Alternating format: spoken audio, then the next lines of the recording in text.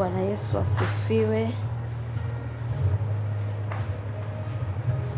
Haleluya. Amen. Tuna kila sababu tena ya kunyenyekea tena mbele za Mungu kama tulivyokuja mbele zake mwezi uliopita, tukimshukuru na kumtukuza kwa uaminifu wake. Ndivyo hivyo Mungu ambavyo ametusaidia tena kwa mkono wake ulio hodari. Ameniwezesha mimi na wewe tena leo kuja mbele zake tena kumshukuru kwa kutusaidia tena kwenye safari nzima ya mwezi wa 3. Kila mmoja ana kila sababu ya kumshukuru Mungu. Kuna wengi waliotazamia kuona huu mwezi, wengine hawajauona. Wengine wameuona wakiwa kwenye tribulations za namna mbalimbali, wengine wamepitia mateso makubwa, wengine wamepoteza ndugu zao wapendwa, wengine usaizi wako hospitalini walikuwa ni wazima kabisa, wengine walipata ajali, wengine walipoteza kazi, wengine wamepoteza watoto. Kuna namna mbalimbali ambavyo kila mmoja kwa namna yake anajisi ya kumshukuru Mungu. Kuna wengine sasa hivi wananunua oxygen kwa ajili ya kupumua, lakini sisi ni nani hata Mungu atusaidie namna hii? Tukifika mahali hapa, kila mmoja fungua moyo wako mbele za Bwana. Mungu amefanya mengi, Mungu amefanya maajabu kwenye katikati ya familia zetu, katikati ya miji yetu, katikati ya watoto. Twende mbele za Mungu, inua maneno ya kinywa chako mbele za Bwana. Mwambie Yesu asante kwa namna ambavyo alikutetea, alikupigania gizani, sirini. Kwa namna ambavyo amekuvusha kwenye vitu vingi. Na yamkini Mungu angekuonyesha leo, ungeshangaa jinsi ambavyo Mungu alikupigania vita vya ajabu mno. Twende mbele za Mungu, inua sauti yako mbele za Bwana, mwambie Yesu asante. Baba, katika jina la Yesu, Baba, katika damu ya Yesu, tunanyenyekea tena mbele zako Mungu uliye hai, Mungu uliye mwaminifu, Mungu uliyejaa huruma na rehema. Mungu ambaye umekuwa mwaminifu kwetu kwenye siku, dakika, miezi, kwa mwezi huu wa 3 wote. Umekuwa mwaminifu kwetu gizani, umekuwa mwaminifu kwetu kwenye nuru. Mungu, tulikuja mahali hapa tarehe 28 ya mwezi wa 2 kukushukuru kwa kutupigania na kutuwezesha mwezi wa 2. Na leo tena Bwana tuko mbele zako tena, umetujalia tena tu wazima. Tuna afya, tuna nguvu, na tuna uwezo wa kuja mbele zako tena na kusema asante. Baba, tunanyenyekea tena mbele zako sahihi Bwana, tukushukuru kwa jinsi ambavyo ulikuwa mwaminifu kwetu tangu tumeanza sekunde ya kwanza ya mwezi huu wa 3. Tangu tumeanza siku ya kwanza ya mwezi huu wa 3. Mungu umekuwa pamoja nasi, ukituongoza, ukituangazia nuru za uso wako usiku na mchana. Ukitulisha, ukitunywesha, ukituokoa, ukituponya na kutupigania. Baba, tumekuja mbele zako tukimimina mioyo yetu ya shukrani kwako Bwana. Tukisema asante Bwana kwa kuwa uaminifu wako tumeuona. Rehema zako tumeziona, fadhili zako tumeziona. Baba, tunakushukuru kwa ajili ya yale yaliyokuwa magumu sana kwetu uliyafanikisha. Asante kwa njia ulizofungua kwa ajili yetu mwezi wa 2, mwezi wa 3. Asante kwa matendo yako makuu ambayo uliyafanya mwezi wa 3. Baba, tunakushukuru kwa jinsi ambavyo ulitupa mbingu wazi kwenye maeneo mengi ya Bwana. Kuna mahali Mungu ulijidhihirisha hata wakati hatujaomba, ulifanya. Baba, tunakushukuru kwa jinsi ambavyo ulikuwa pamoja nasi, ukitulisha, ukituongoza kwa neno lako kwa mwezi mzima. Baba, tuna kila sababu ya kukushukuru. Baba, tuna kila sababu ya kukuadhimisha. Tumekuona Bwana kwenye hili, kwenye lile. Tumekuona Mungu wa neema ukitupigania kwenye familia. Tumekuona ukituokoa na kila uharibifu. Tumekuona ukitupa afya njema, uzima na nguvu. Baba, tuko mbele zako tena sahihi Bwana, ni wazima, tuna afya. Baba, tunakushukuru. Baba, tunakushukuru. Tumeona matendo yako ya Bwana. Tumeona adhama zako Mungu wetu. Tumeuona upendo wako. Tumeuona uweza wako. Tumeona mamlaka yako yakitubeba. Tumeona fadhili zako Bwana zikitubeba. Tumeona matendo yako makuu katikati ya maisha yetu Bwana. Tumeona matendo yako makuu kwa watoto wetu. Tumeona matendo yako makuu Mungu kwa jamaa zetu. Tumeona matendo yako makuu kwenye kazi zetu. Tumeona matendo yako makuu kwenye afya zetu. Baba, ulitufunulia siri. Baba, tunakushukuru kwa jinsi ambavyo ulitulisha neno lako kwa mwezi mzima. Asante Bwana kwa uaminifu wako wako tuliuona Bwana. Uliziacha nuru zako zituangazie. Uliacha neema yako itubebe. Uliacha rehema zako zitubebe. Baba, tunakushukuru kwa malaika wako waliofanya kituo kwenye nyumba zetu, kwenye magari yetu, kila tulikoingia na kutoka. Walituchukua katika mikono yao tukujikwaa mwezi mzima.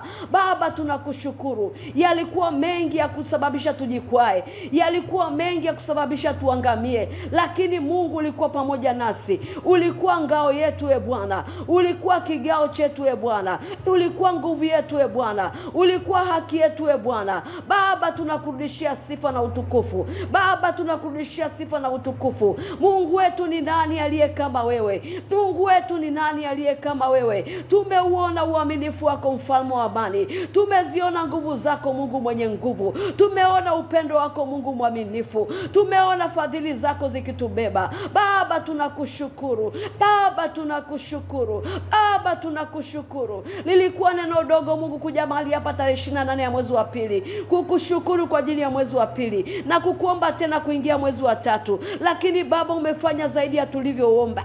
Umefanya zaidi ya tulivyowaza. Umefanya zaidi ya tulivyokusihi. Baba, tunakushukuru. Baba, tunakushukuru kwa jinsi ambavyo uliziacha, Mungu wa neema, nuru za mbingu zako zituangazie. Uliacha, Mungu, mkono wako kutuongoza. Baba, tuna kila sababu ya kusema asante.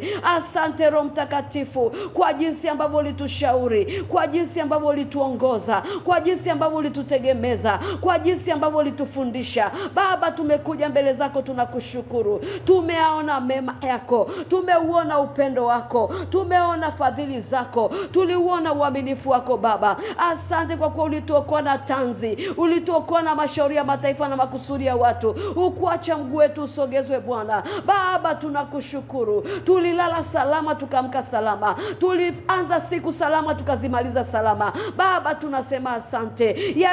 Kulikuwa kuna sababu nyingi Bwana ya kuangamia kwetu, lakini Mungu ulituhurumia. Kulikuwa kuna sababu nyingi Bwana za kupotea, lakini Bwana ulituhurumia. Yesu, tumekuja tena mbele zako Bwana. Tunainua sifa zetu Bwana kwako. Tunainua sifa zetu tena Bwana kwako. Yesu, unastahili sifa. Yesu, unastahili sifa.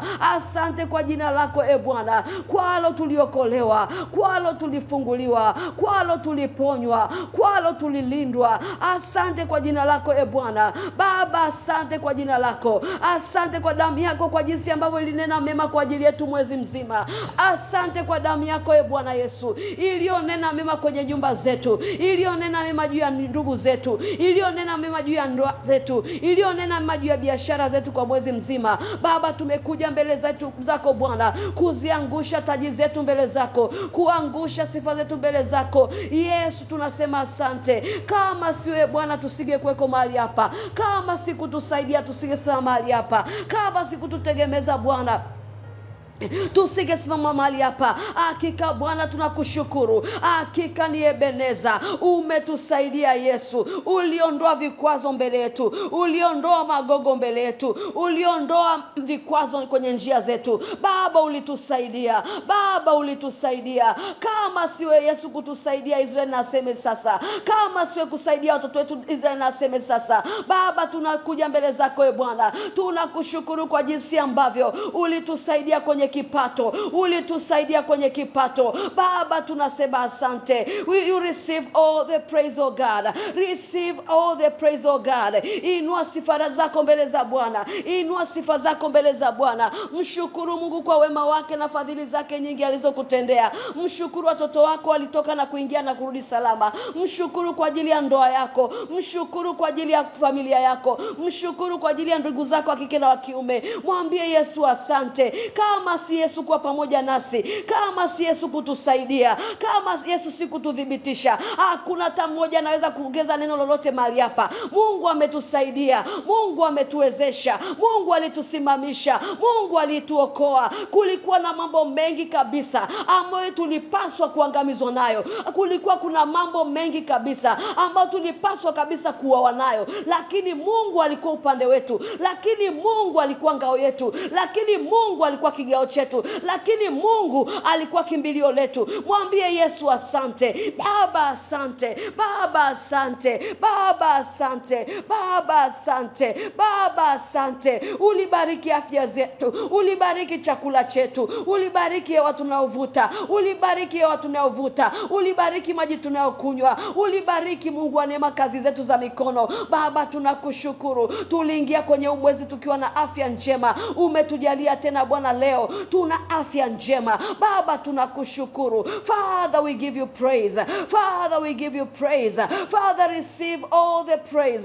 Father, receive all the praise. Father, receive all the honor. Father, receive all the adoration. We say thank you, Jesus. We say thank you, Jesus. We say thank you, Jesus. Uliachilia nuru yako kutuangazia mwezi mzima. Uliachilia nuru ya uzima kutupa uzima mwezi mzima. Uliachilia nuru ya uzima kuangazia akili zetu mwezi mzima. Uliziachilia nuru za uzima kutembea kwenye damu zetu mwezi mzima. Uliziachilia nuru za uzima kukaa kwenye kazi zetu za mikono, kukaa kwenye hatua zetu, kukaa kwenye familia, kukaa kwa watoto. Uliziachilia nuru za uzima zikaangaza kila tuliko kwenda. Baba tunakushukuru. Baba tunakushukuru kwa namna mbalimbali ulivyohudumia kila nyumba, ulivyohudumia kila familia, ulivyohudumia kila huduma, ulivyohudumia nyumba zetu, ulivyohudumia kila ndoa, ulivyohudumia kila akili. Baba tunasema asante. Ulitusaidia mwezi mzima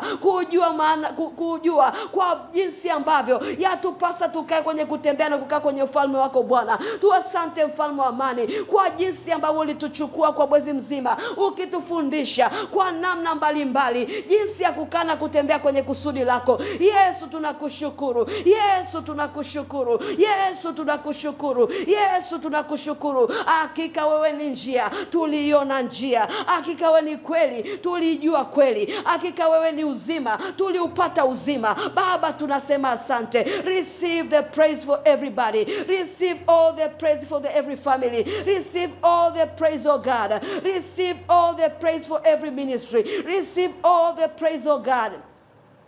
Asante Bwana kwa kila mmoja ambaye Mungu limjalia na kumpa neema ya kukaa mbele zako, ya kujifunza kwako kwa namna mbalimbali, kwa platform mbalimbali. Baba tunashukuru kwa namna mbalimbali ulivyodondosha neno lako ndani yetu, ulivyotujenga mwezi mzima, ulivyotulisha mwezi mzima, ulivyotutunza mwezi mzima, ulivyotusaidia mwezi mzima, ulivyoprovide mahitaji yetu mwezi mzima. Baba tunakushukuru. Baba tunakushukuru. Father, receive the praise. Father, receive the praise. Father, receive the praise. Father, receive the praise. Father, receive the praise. Umefanya Bwana, umetenda Bwana, umefanya Bwana, umetenda Bwana. Father, receive the praise. Father, receive the praise. Yesu tunakushukuru. Yesu tunakushukuru. Roho Mtakatifu asante. Roho Mtakatifu asante. Roho Mtakatifu asante. Roho Mtakatifu asante. Father, we bow before you, we say thank you. Father, we bow before you, we say thank you. Thank you, Father. Thank you, Father. Kwa kuziamuru mbingu kututumikia mwezi wa tatu wote. Kwa kuiamuru nchi kututumikia mwezi wa tatu wote. Kwa kuamuru waters kututumikia mwezi wa tatu wote. Baba tunakushukuru. Baba tunakushukuru. Baba tunakushukuru. Kwa namna mbalimbali ulivyosema na sisi kwa siri. Kwa namna mbalimbali ulivyosema na sisi kwa wazi. Baba tunakushukuru. Ukuacha mguu wetu usogezwe. Baba tunakushukuru. Uliziamuru baraka zako zitufuate. Uliziamuru baraka zako zitupate. Uliziamuru baraka zako zitujilie mwezi mzima. Tunasema asante kwa majibu uliojibu mwezi wa tatu wote, kwa majibu ambayo haukujibu. Baba tunasema asante kwa milango uliofungua na milango ambayo hukufungua. Baba tunasema asante kwa kuwa yote ni mapenzi yako. Tunakushukuru Yawe, tunakushukuru Adonai, tunakushukuru Mungu mwenye nguvu, tunakushukuru Mungu mwaminifu, tunakushukuru Mungu wa milele, tunakushukuru Mungu usiyeshindwa, tunakushukuru Mungu usiyelala, tunakushukuru Mungu usiyeweza kusema uongo. Tunakushukuru, tunakushukuru, tunakushukuru kwa jina la Yesu, kwa damu ya Yesu. Kwa jina la Yesu, kwa damu ya Yesu. Kwa jina la Yesu, kwa damu ya Yesu. Asante kwa kurasa mpya ulizofungua mwezi wa 3. Asante kwa kurasa mpya ulizofungua mwezi wa 3. Asante kwa maajabu uliyofanya mwezi wa 3. Asante kwa promotion ulizoachilia mwezi wa 3. Asante kwa kila provision uliotupa kwenye mwezi wa 3. Baba tunakushukuru. Baba tunakuadhimisha. Baba tunakubariki.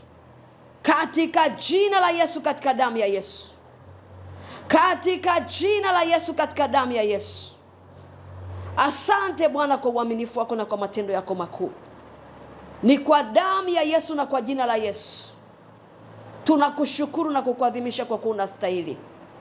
Kwa jina la Yesu na kwa damu ya Yesu Kristo aliye hai tumeomba na kuamini. Amen.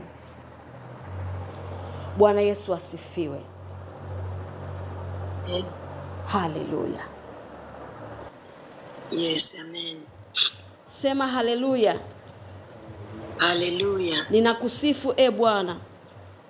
Ninakusifu kutoka kwenye mbingu.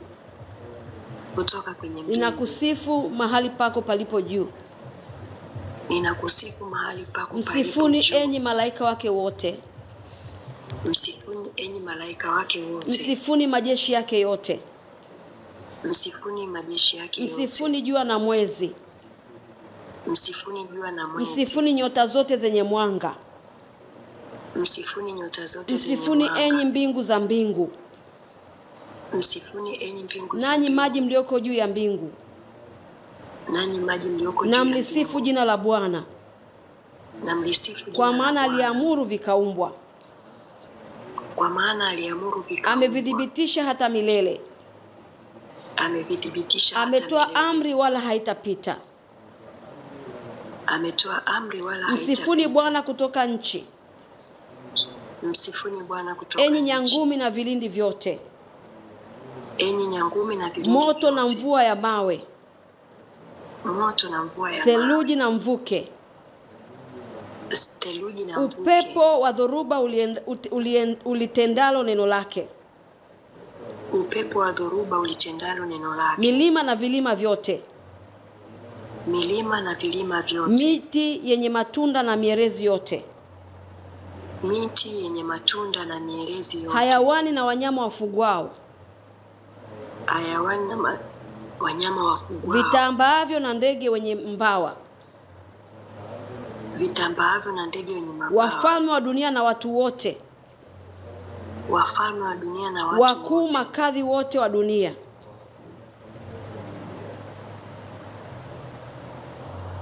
Vijana waume. Vijana waume. Na wanawali. Na wanawali. Wazee na watoto. Wazee na walisifu jina la Bwana. Na walisifu maana jina lake peke yake limetukuka. Maana jina lake adhama yake i juu ya nchi na mbingu.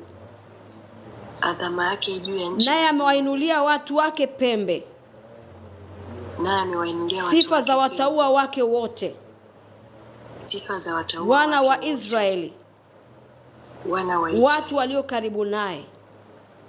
Watu walio karibu naye. Haleluya. Haleluya. Amen. Bwana Yesu asifiwe. Amen. Tuna kila sababu ya kumwadhimisha Mungu. Najua kila mmoja is excited. Hakuna kitu kizuri kama ambavyo unakuwa umetembea na Mungu kwenye safari ambayo ulimkabidhi na unamaliza ule msimu wa ule mwezi ukiwa salama. Bwana Yesu asifiwe. Tuna kila sababu ya kumwadhimisha Mungu. Basi wakati huu ni wakati tena mzuri tena tuliona mbele za Mungu. Tunajua mwezi mzima tumepita, kuna ups and downs. Nilikuwa nasema jana, nilikuwa naongea na watu fulani nawaambia hakuna kipengele kinachokuwa kigumu sana kama ambacho unatubu kwa sababu ya ukutimiza wajibu wako kwenye kazi labda Mungu aliyokupa. Ni kipengele ambacho sikipendi. Lakini sasa tunafanyaje? Lazima tuombe kwa sababu wanadamu tuna udhaifu. Lakini nikaa nasema natamani sana nisikizoee. Yaani mtu asizoee kwa sababu tu kuna kuja kwenye kiti cha rehema, ninaweza tu nikamwambia Mungu nisamehe kwa sababu sikutimiza wajibu wangu au sikutii au sikufuata maelekezo. Ni kipengele ambacho sitamani mtu yote akipende. Bwana Yesu asifiwe.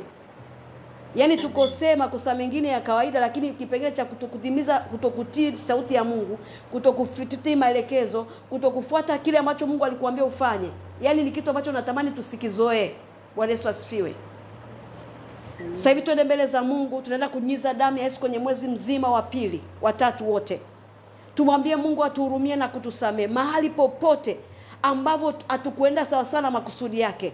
Tulifanya kazi yake kwa ulegevu. Kwa sababu la Mungu linasema hivi, amelaniwa mtu yoyote yule afanye kazi yake kwa ulegevu. Bwana Yesu asifiwe.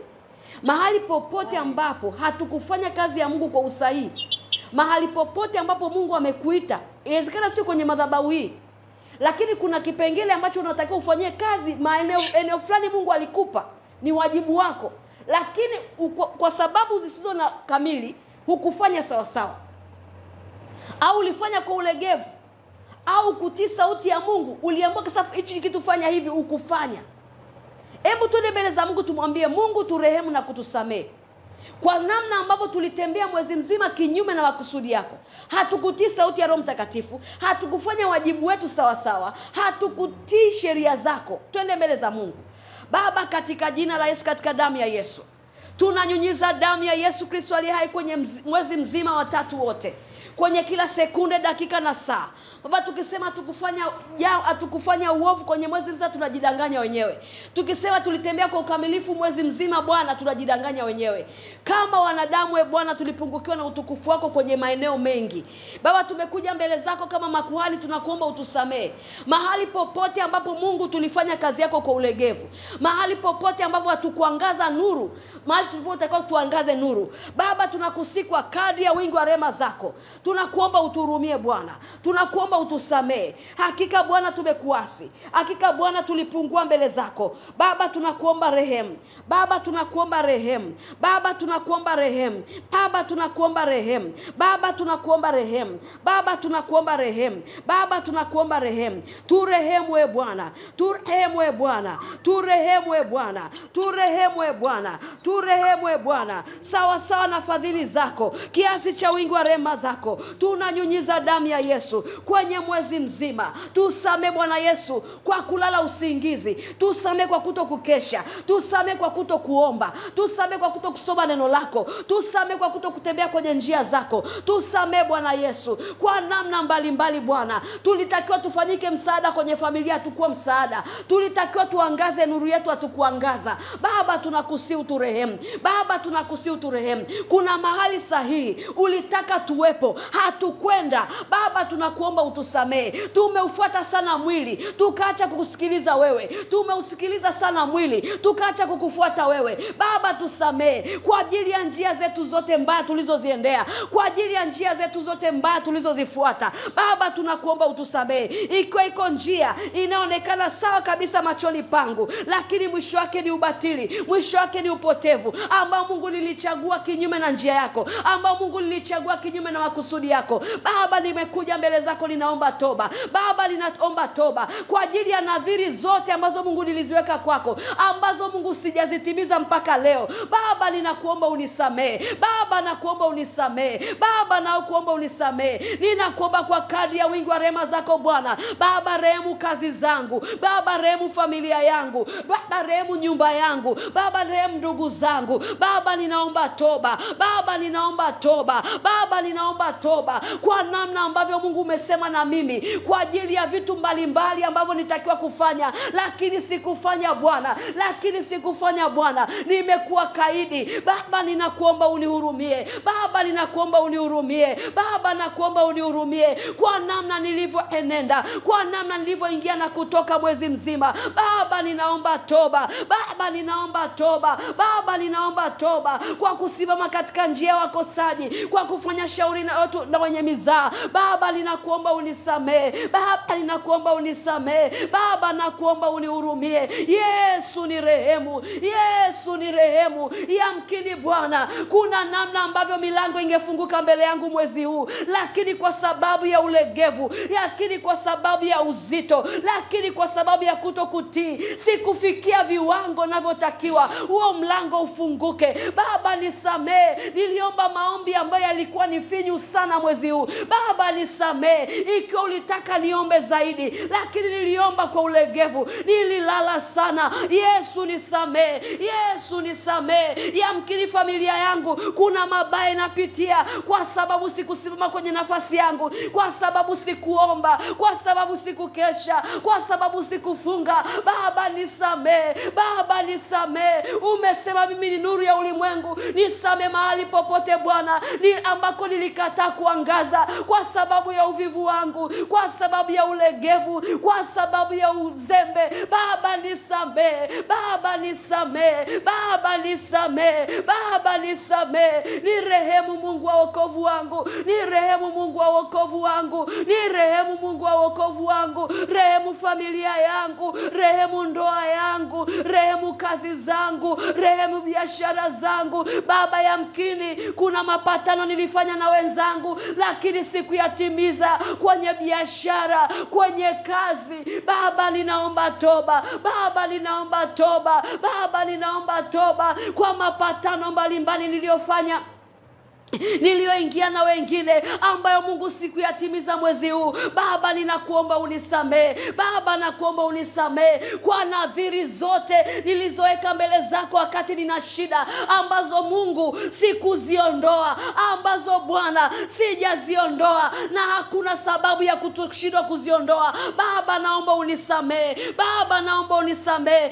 Usiziharibu kazi zangu kwa kutokutimiza nadhiri zangu. Baba naomba unisamee, Baba naomba unisamee, Baba naomba unisamee. Yesu achilia rehema, Yesu achilia rehema juu ya ndugu zangu Bwana, juu ya uzao wangu Bwana, juu ya ndoa yangu Bwana, juu ya huduma yangu Bwana, juu ya kazi yangu Bwana. Baba nihurumie kwa namna mbalimbali nilivyotembea kwa kawaida ya ulimwengu huu, nikaacha kutembea kama mtaua. Baba nisamee kwa jinsi ambavyo nimekuwa barua isiyosomeka kwa watu, hata ikawa Bwana nimekuwa zuio la watu wengine kuokoka mwezi huu kwa sababu ya maneno yangu machafu, kwa sababu ya matendo yangu machafu. Baba ninakuomba unisamee kwa kuwa zuio la wengine kuingia kwenye ufalme wako, kwa kuwa zuio la wengine kupokea kwa Bwana na Mwokozi wa maisha yao, kwa sababu yangu mimi, kwa sababu ya mwenendo wangu, kwa sababu ya muonekano wangu, kwa sababu ya tabia zangu, kwa sababu ya maneno yangu. Baba ninakuomba unisamee.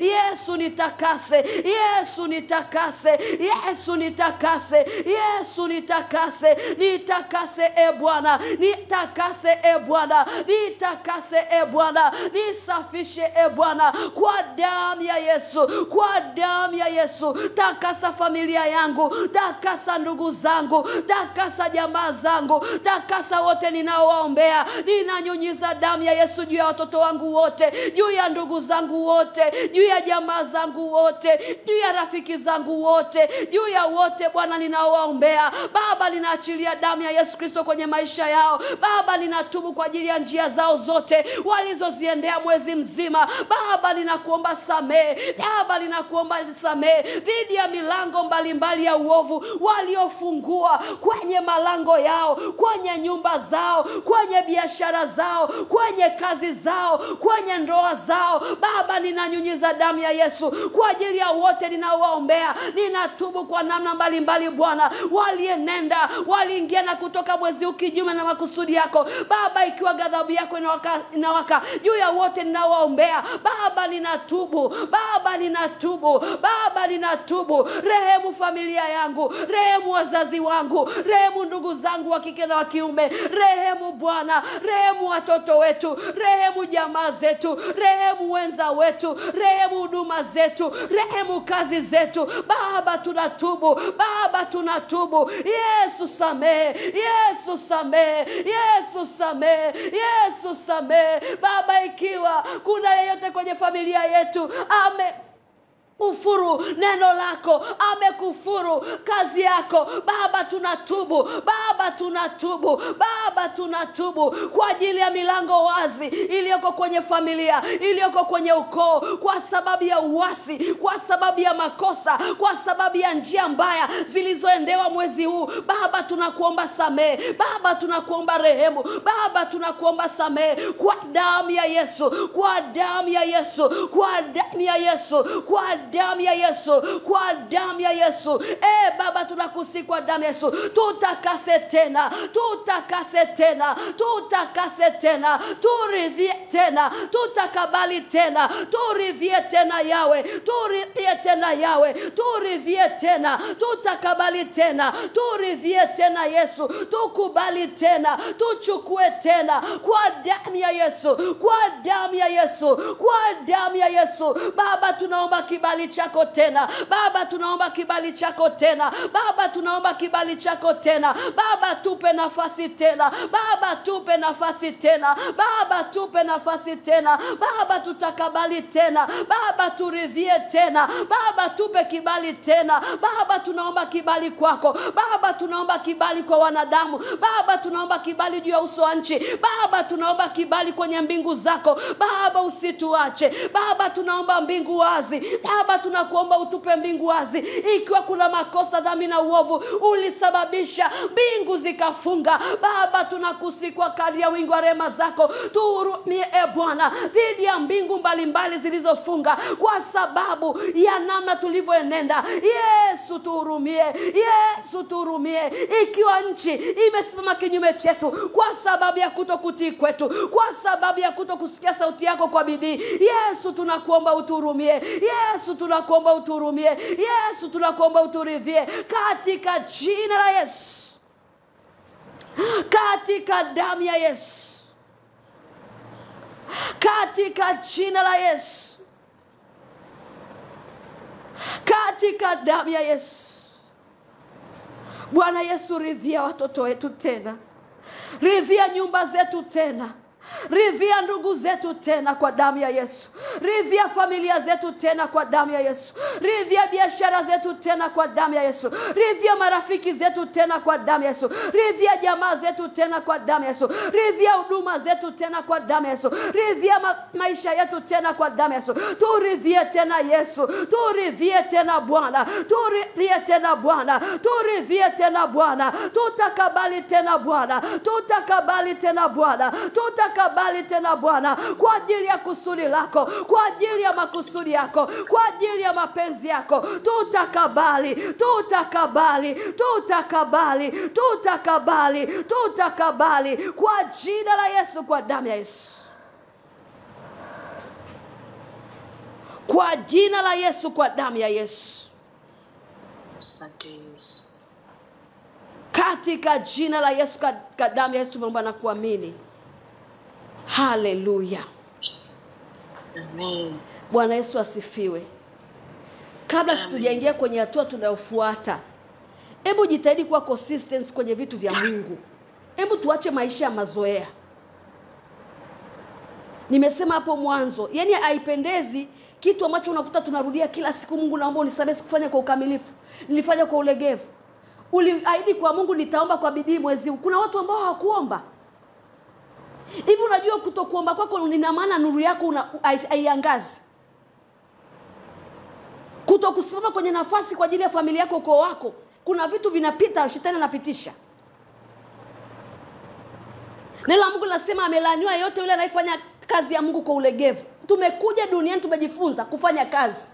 We are here to work. Si kwenye hiyo kazi tunaenda kazini unaingia na kutoka unapata hela ya kula na kunywa. You are here to work. You are here to pray for other people. You are here to pray for your nation. You are here to pray for church. Uko hapa kwa ajili ya kuombea familia yako, uko hapa kuombea mtaa wako. Lakini are you praying? Au ukishaombea chakula, ukishaombea familia yako, you are done. Alafu tukija hapo unaanza kuomba rehema, Mungu nisamehe kwa kuwa sikuomba, sikufanya hichi, sikufanya ile. That is not good. Utajisikiaje mtoto wako akirudia jambo lile kila siku afanye? I feel to tell you this. Be consistent. Unapomwambia Mungu nafanya hichi, maanisha. Mungu sio mtoto wa kudanganya. Bwana Yesu asifiwe. Kila mtu afanye wajibu wake. Uko duniani kuangaza. Unaangaza wewe kwenye eneo lako. Unaangaza au mazingira yako yote yanagiza. Kwa nini kuna disorder nyingi?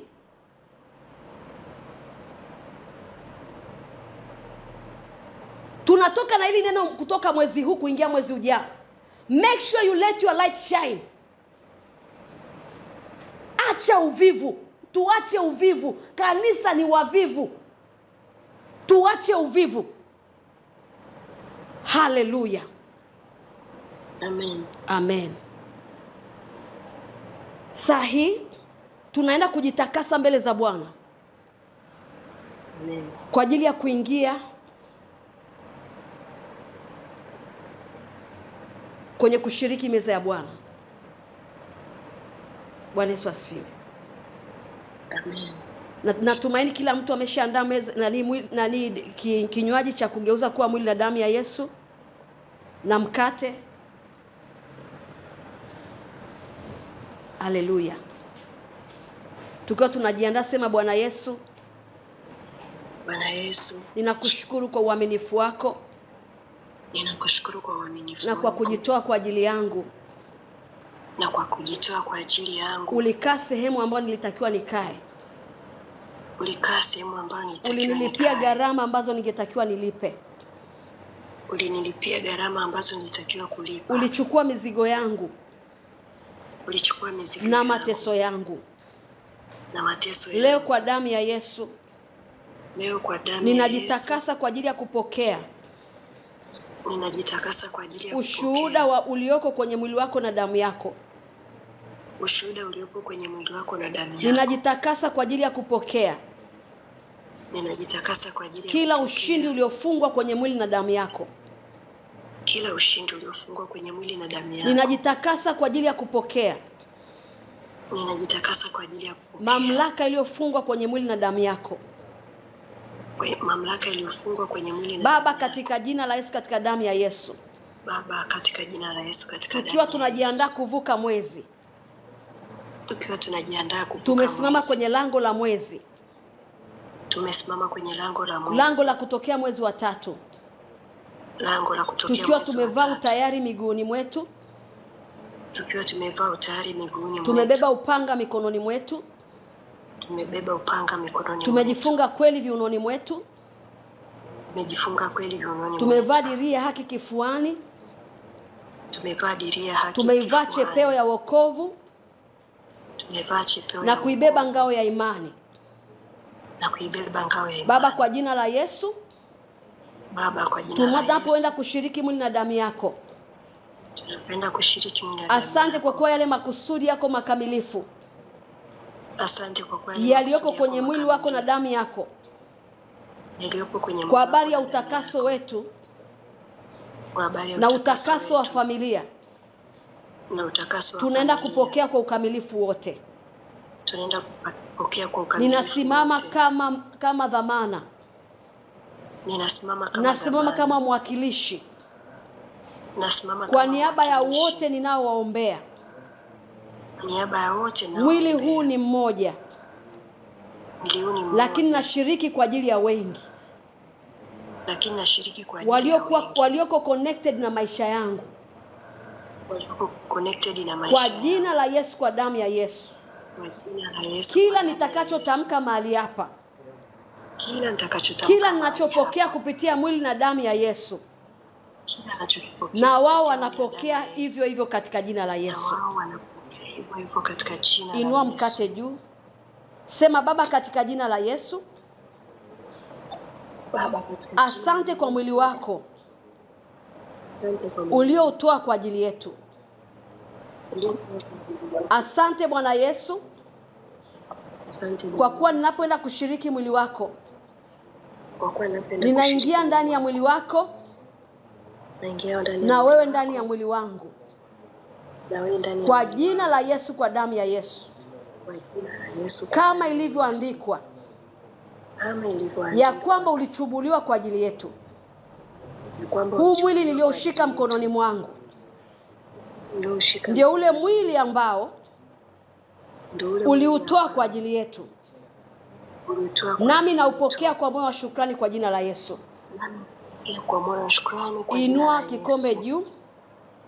Sema, Bwana Yesu, Bwana Yesu, asante kwa kuwa kikombe hichi nilichoshika mkononi mwangu asante kwa kuwa kikombe hichi ni damu nilichoshika yako ya mkononi agano mwangu. jipya Ni damu yako iliyomwagika ya kwa agano ajili yetu, jipya na kwa ajili tunaposhiriki yetu. tunafanya hivi Tunafanya kwa ajili ya ukumbusho kwa ajili ya na ukumbusho kudhihirisha na kudhihirisha yale yote uliyofanya kwa ajili yetu yale yote kwenye uliyofanya kila kwa ajili kipengele cha maisha yetu, yetu. kwa jina la Yesu, kwa damu ya Yesu. Kwa damu ya Yesu. E Bwana Yesu, Kwa damu ya Yesu. E Bwana Yesu. saa hii E Bwana Yesu. Saa hii ninaposhiriki mwili na damu yako, ninaposhiriki ninapokea. mwili na damu yako. Naomba apokee mtu mmoja tu, mwingine azime mic. Doris apokee, naomba mic nyingine izime kwa sababu kuna interference.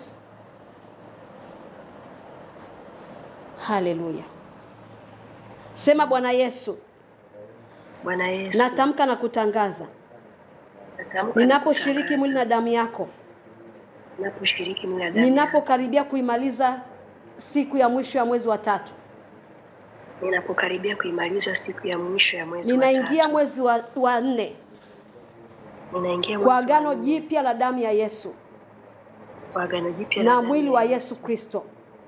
na mwili wa Natamka na kutangaza, natamka na kutangaza, kwa kushiriki mwili wa Yesu na damu ya Yesu, kwa kushiriki ninaupokea kila ushindi napokea kila Yesu aliyoshinda pale Calvary, Yesu aliyoshinda pale kupitia mwili na damu yake, katika jina la Yesu. yake katika Ninaposhiriki mwili huu na damu ya Yesu, ninaposhiriki mwili huu na damu ya Yesu, natangaza ya kwamba shetani ameshindwa juu ya familia yangu na juu ya maisha yangu, kwa jina la Yesu. na juu ya maisha yangu, kwa jina la Yesu, kwa damu ya Yesu. Ninaposhiriki mwili na damu ya Yesu, nashiriki kwa niaba ya uzao wangu, kwa niaba ya wale wote ninaowaombea, nami natangaza ushindi juu yao, juu ya biashara yangu, juu ya maisha yangu, kila eneo nilowahi kushindwa, kwa kushiriki mwili na damu ya Yesu, ninatangaza ushindi kuanzia sasa, kwa jina la Yesu, kwa damu ya Yesu. Natamka na kutangaza kwa damu ya Yesu, kwa kupigwa kwa Yesu mijeledi, mimi nimepona kwa jina la Yesu. Huu ndio ule mwili uliopigwa mijeledi kwa ajili yangu, nami napokea ushindi uliotoka kwenye mijeledi ya Kristo katika jina la Yesu.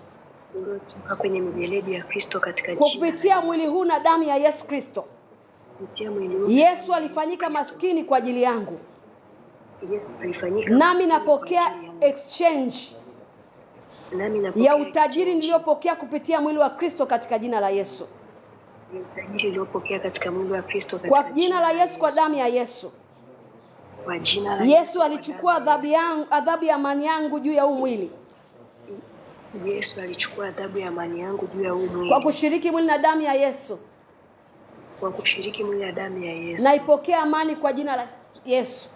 Naipokea amani kwa jina la Yesu. Kwa kushiriki mwili na damu ya Yesu Kristo aliye hai, kwa kushiriki mwili na damu Yesu alikwisha kufanyika laana kwa ajili yangu.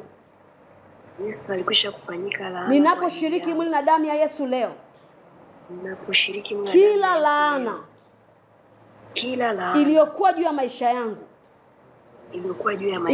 iliyokuwa juu ya wote ninaowaombea, natangaza hiyo laana imevunjika kwa damu ya Yesu. Natangaza hiyo laana imevunjika kwa kushiriki mwili na damu ya Yesu. Kwa kushiriki mwili na damu. Nguvu za laana zimevunjika kwa jina la Yesu. Nguvu za laana zimebatilika kwa damu ya Yesu.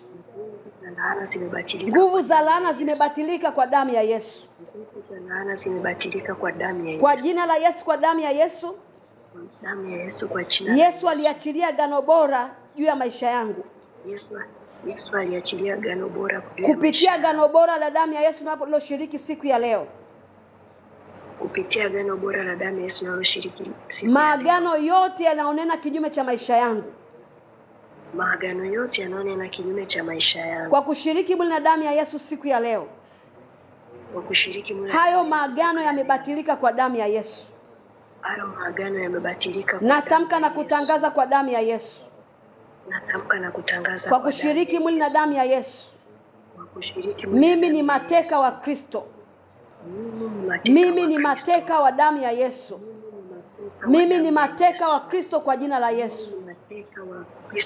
Baba, kwa jina la Yesu, kwa damu ya Yesu. Baba, kwa jina la Yesu, kwa damu. Ninapoingia mwezi wa 4, kwa kushiriki mwili na damu ya Yesu, ninajiconnect na roho wa Kristo.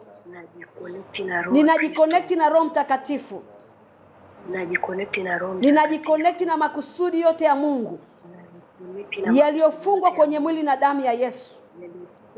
Ninajiconnect na kila ushindi ulioko kwenye damu ya Yesu. Kwa kushiriki mwili na damu ya Yesu leo, ninajidisconnect na system za ulimwengu huu. Najidisconnect na system za ulimwengu huu. Najiconnect na mapenzi makamilifu ya Mungu kwa jina la Yesu. Connect na mapenzi makamilifu makuu kwa jina la Yesu. Ninaposhiriki mwili na damu ya Yesu, najitakasa na kila sumu ya nyoka. Najitakasa na kila sumu ya nyoka. Najitakasa na kila sumu ya nge. Najitakasa na kila sumu. Najitakasa na kila sumu ya fira. Najitakasa na kila iliyoachiliwa kinyume changu kwa njia ya maneno ya wachawi, kwa njia ya maneno ya waovu, kwa njia ya maneno ya bibi vizee, walioko kwenye familia, kwa njia ya ndugu zangu ambao ni wachawi kwenye familia, kila sumu iliyotoka kwenye vinywa vyao. Ninaposhiriki mwili na damu ya Yesu, ninatakasika kwa jina la Yesu. Kila kipengele kilichoathiriwa na sumu ya nyoka na nge na fira kinatakasika kwa jina la Yesu. Kinatakasika kwa damu ya Yesu.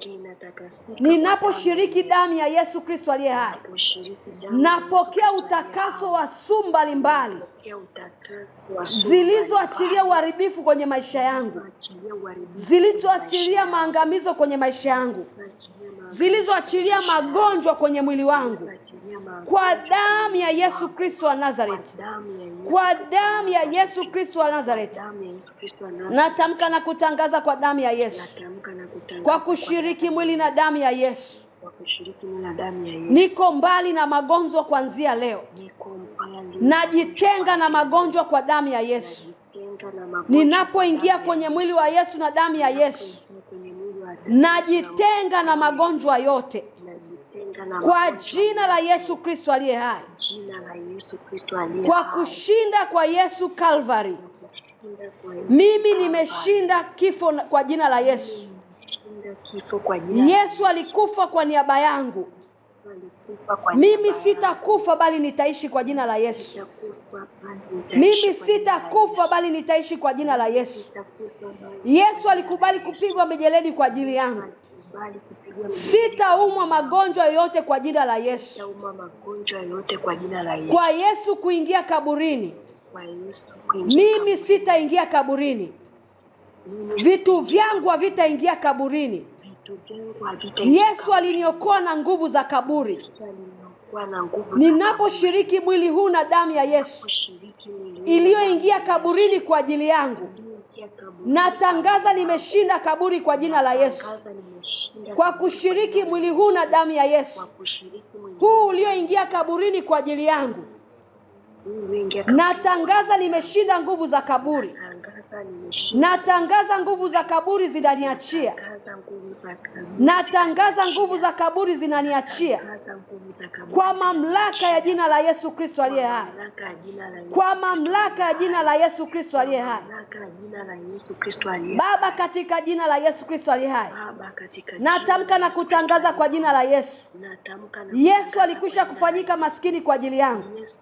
Ninaposhiriki mwili na damu yake sahihi, mimi niko huru na umaskini. Nimewekwa huru mbali na umaskini. Nimewekwa huru mbali na mateso. Kwa kuwa huu mwili uliteswa kwa ajili yangu. Nimewekwa mbali na mateso. Kwa kuwa huu mwili uliadhibiwa kwa ajili yangu. Nimewekwa mbali na adhabu za mbalimbali kwa jina la Yesu. Kwa kuwa Yesu alionewa kwa ajili yangu, ili mimi nisionewe kwa jina la Yesu. Natamka na kutangaza kwa damu ya Yesu. Kila silaha iliyoandaliwa kinyume changu mwezi wa 4, ninaposhiriki mwili na damu ya Yesu Kristo aliye hai, natamka na kutangaza hizo silaha zimeshindwa. Kwa silaha ya mwili na damu ya Yesu Kristo aliye hai, natamka silaha zote zimeshindwa kwa jina la Yesu. Kwa jina la Yesu, kwa damu ya Yesu Kristo aliye hai. Yesu alikuja ili mimi niwe na uzima, kisha niwe nao tele. Natamka na kutangaza kwa jina la Yesu, mauti haina uhalali kisheria, kwa sababu Yesu alipotundikwa pale Calvary aliondoa kila uhalali wa kisheria ya mimi kufa kwa jina la Yesu. Natamka na kutangaza, nimeshinda kifo na mauti. Uzao wangu umeshinda kifo na mauti. Kila kipengele cha maisha yangu imeshinda kifo na mauti. Nakataa kufa kwa jina la Yesu. Nakataa kuuawa kwa jina la Yesu. Nimepokea uzima kupitia mwili wa Kristo Yesu.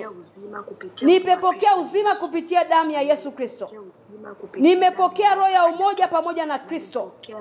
Ninaposhiriki mwili na damu ya Yesu Kristo, mimi na Yesu ni kitu kimoja. Ninaingia ndani yake na yeye ndani yangu.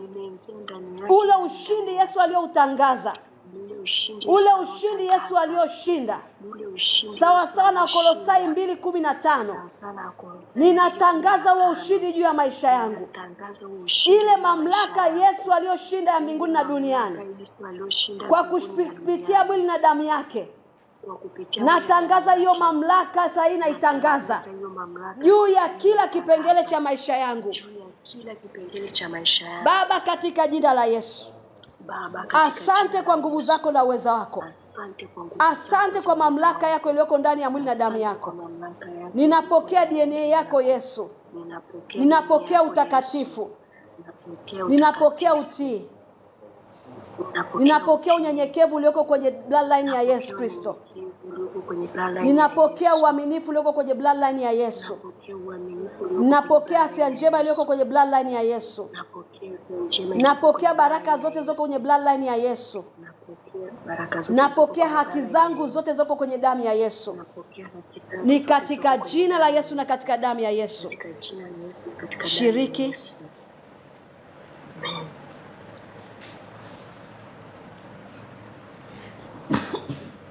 Rapa shakataya redo balabrade kosiata reda ziaka libahanda kosiata haya repa shaka rido ziaka lebrade kosiata haya. Baba, kwa damu ya Yesu Kristo aliye hai, na ikawe kwetu sawa sana mapenzi yako makamilifu yaliyoko kwenye mwili wako na damu yako, na ikawe kwetu sawa sana makusudi yako. Asante Bwana Yesu, kwa kuwa tumechukua kila sehemu ya ule ushindi ulioshinda kwa ajili yetu kupitia mwili wako na damu yako, kupitia Calvary, kupitia kufufuka kwako, kupitia kushuka kwako kaburini, kupitia kufufuka kwako. Tunatamka na kutangaza ule ushindi ulioshinda kwa ajili yetu. Tumeupokea, tumeupokea, tumeupokea, tumeupokea, tumeupokea, na tutatembea nao mwezi mzima wa 4, na tutatembea nao mwezi mzima wa 4. Tunatamka na kutangaza, sisi na Kristo Yesu ni kitu kimoja, sisi na Kristo Yesu ni kitu kimoja, katika jina la Yesu, katika damu ya Yesu. Sema Baba, katika jina la Yesu. Sema Baba, katika jina la Yesu. Baba, katika jina kwa kushiriki mwili wako, kwa kushiriki mwili wako, nimemvaa Kristo, nimemvaa Kristo, nimemvaa Kristo, kwa jina la Yesu, kwa damu ya Yesu, kwa jina la Yesu, kwa damu ya Yesu, nami kwa damu ya Yesu Kristo aliye hai. Bwana Yesu, ninajiweka wakfu sasa kwa ajili ya kutembea kwenye baraka zako, kwenye makusudi yako, kwenye breakthrough zote, kwenye mafanikio yote uliokusudia kwa ajili yetu mwezi wa 4. Kwa damu ya Yesu Kristo aliye hai, ninajiweka wakfu sahihi. Nafsi yangu, roho yangu, mwili wangu, akili yangu, kila nilicho nacho, ninajiweka wakfu sahihi kwa ajili ya kutembea kwenye makusudi ya Mungu makamilifu kwenye mwezi wa 4 kwa jina la Yesu. Natamka na kutangaza kwa damu ya Yesu, nimejiweka wakfu kwa Bwana. Nimeweka uzao wangu wakfu kwa Bwana. Nimeweka familia yangu wakfu kwa Bwana. Nimeweka ndoa yangu wakfu kwa Bwana. Hebu jiweke wakfu kwa Bwana, kila ulichonacho kiweke wakfu kwa Bwana sahihi. Baba, katika jina la Yesu, katika damu ya Yesu, ninajiweka wakfu mimi na ndugu zangu na jamaa zangu na kusanyiko lako lote hili, e Bwana, na vyote tulivyo navyo na mazingira yetu yote na kila kinachotuhusu, tunaviweka wakfu kwako, e Bwana, kwa ajili ya safari ya mwezi wa 4, kwa ajili ya makusudi yako mwezi wa 4. Tunajiweka wakfu, tunajiweka wakfu, tunajiweka wakfu, tunajiweka wakfu kwa damu ya Yesu, kwa damu ya Yesu, kwa damu ya Yesu, kwa damu ya Yesu, kwa damu ya Yesu. Sema Baba, katika jina la Yesu, ninaiachilia damu ya Yesu Kristo aliye hai ya kuweka wakfu mwezi wa 4, ya kuweka wakfu mwezi wa 4. Mwezi wa 4 kwa jina la Yesu, sikia sauti ya Bwana. Ninakuweka wakfu kwa damu ya Yesu. Ninakuweka wakfu kwa damu ya Yesu. Ninakuweka wakfu kwa damu ya Yesu. Ninakutakasa kwa damu ya Yesu. Ninakutakasa kwa damu ya Yesu. Ninakuzamisha kwenye damu ya Yesu. Ninakuzamisha kwenye damu ya Yesu. Ninatakasa kila sekunde, dakika na saa ya mwezi wa 4. Takasika kwa damu ya Yesu. Takasika kwa damu ya Yesu. Ninakutenga kwa ajili ya makusudi ya Bwana. Ninakutenga kwa ajili ya mapenzi ya Mungu aliye hai, katika jina la Yesu. Sema Baba, katika jina la Yesu, nimeingia mwezi wa 4 kwa jina la Yesu. Nimeingia mwezi wa 4 kwa damu ya Yesu. Nimeingia mwezi wa 4 kwa jina la Bwana Mungu wa majeshi. Nimeingia mwezi wa 4 kwa nguvu za Mungu aliye hai Jehova. Nimeingia mwezi wa 4 kwa nguvu za Roho Mtakatifu, katika jina la Yesu, katika damu ya Yesu. Nimeingia mwezi wa 4 kama kuhani na mfalme kwa Mungu wangu, kwa mamlaka nilionao katika Kristo Yesu. Mwezi wa 4, mwezi wa 4, sikia sauti ya Bwana kwa jina la Yesu. Ninakutisha chini ya mamlaka ya Mungu aliye hai Jehova. Ninakutisha chini ya makusudi ya Mungu aliye hai. Ninakutisha chini ya maelekezo ya Roho Mtakatifu, katika jina la Yesu, katika damu ya Yesu, katika jina la Yesu, katika damu ya Yesu, katika jina la Yesu, katika damu ya Yesu. Kwa mamlaka nilionao katika Kristo Yesu, ninautisha mwezi wa 4 chini ya mamlaka ya Mungu aliye hai. Nami nimesimama juu ya mwezi wa 4 kama mfalme kwa jina la Yesu, kama mfalme kwa damu ya Yesu, kama mfalme kwa jina la Yesu. Aprili, sikia neno la Bwana kwa jina la Yesu. Nimeingia ndani yako kwa uweza wa kiungu katika jina la Yesu. Nimeingia ndani yako kwa uweza wa kiungu kwa jina la Yesu. Wewe ni mwezi ambao nitatembea na akili ya Kristo. Nitatembea na akili ya Kristo. Nitakaa ndani yako kwa akili ya Kristo. Nitatenda kwa akili ya Kristo. Nitadhibitika kwa akili ya Kristo. Kwa jina la Yesu, kwa damu ya Yesu. Ndani ya mwezi wa Aprili kwa jina la Yesu. Nitakaa, nitakwenda na kudhibitika kwa jina la Yesu. Ndani ya mwezi wa 4 wa mwaka 2026 kwa damu ya Yesu Kristo aliye hai, nitakaa, nitakwenda na kudhibitika katika jina la Yesu.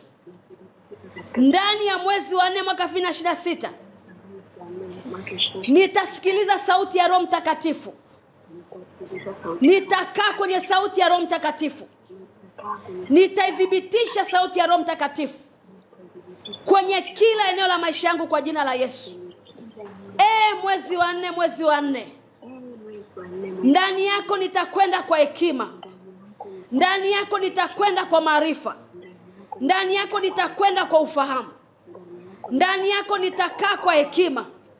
Ndani yako nitakaa kwa maarifa. Ndani yako nitakaa kwa ufahamu. Mwezi wa 4. Ndani yako nitadhibitika katika hekima. Nitadhibitika katika maarifa. Nitadhibitika katika ufahamu. Kwa jina la Yesu Kristo aliye hai. Mwezi wa 4, mwezi wa 4. Sikia sauti ya Bwana kwa jina la Yesu. Ndani yako nitatembea na njia za Kristo. Ndani yako nitatembea na kweli ya Kristo. Ndani yako nitadhibitisha uzima ulio katika Kristo Yesu. Katika jina la Yesu, katika damu ya Yesu. Natamka na kutangaza kwa jina la Yesu Kristo, kama ilivyoandikwa, kaeni rohoni na mtembee rohoni. Natamka na kutangaza mwezi wa 4 ni mwezi wangu wa kutembea rohoni. Ni mwezi wangu wa kukaa rohoni. Kwa jina la Yesu, katika damu ya Yesu. Mwezi wa 4 kwa jina la Yesu. Hautanikandamiza kwa jina la Yesu. Hautanichanganya kwa jina la Yesu. Hautanizamisha kwa jina la Yesu. Hutanikandamiza kihisia. Hautanikandamiza kiakili. Hautanikandamiza kimwili. Katika jina la Yesu, katika damu ya Yesu. Ninakutamkia mwezi wa 4 kwa jina la Yesu. Utakuwa upande wa Bwana. Utakuwa upande wangu. Utakuwa upande wa Bwana.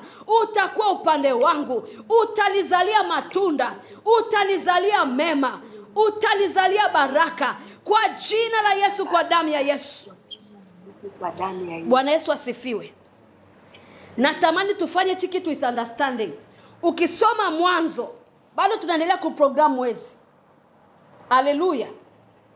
Neno la Mungu linasema kwenye Mwanzo 1 mstari wa 14.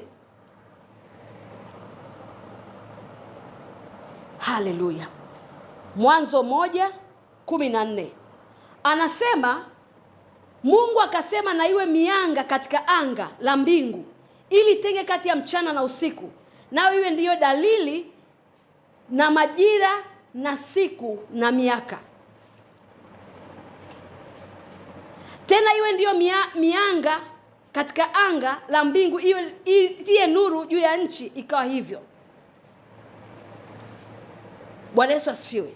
16. Mungu akafanya mianga miwili mikubwa. Ule mkubwa utawale mchana, ambalo ni jua. Ule mdogo utawale usiku, ambao ni mwezi. Kama tunavyojua, jua na mwezi ndio vinavyofanya siku. Kama jua na mwezi nafanya siku, Mungu ametuweka kuwa na dominion over it. Kwa tunachofanya hapa, tunaiprogram field ya mwezi huu. Tunaamuru sisi huu mwezi ufanye tunachokitaka, sio ufanye unachokitaka. Kumbuka sisi ni rulers.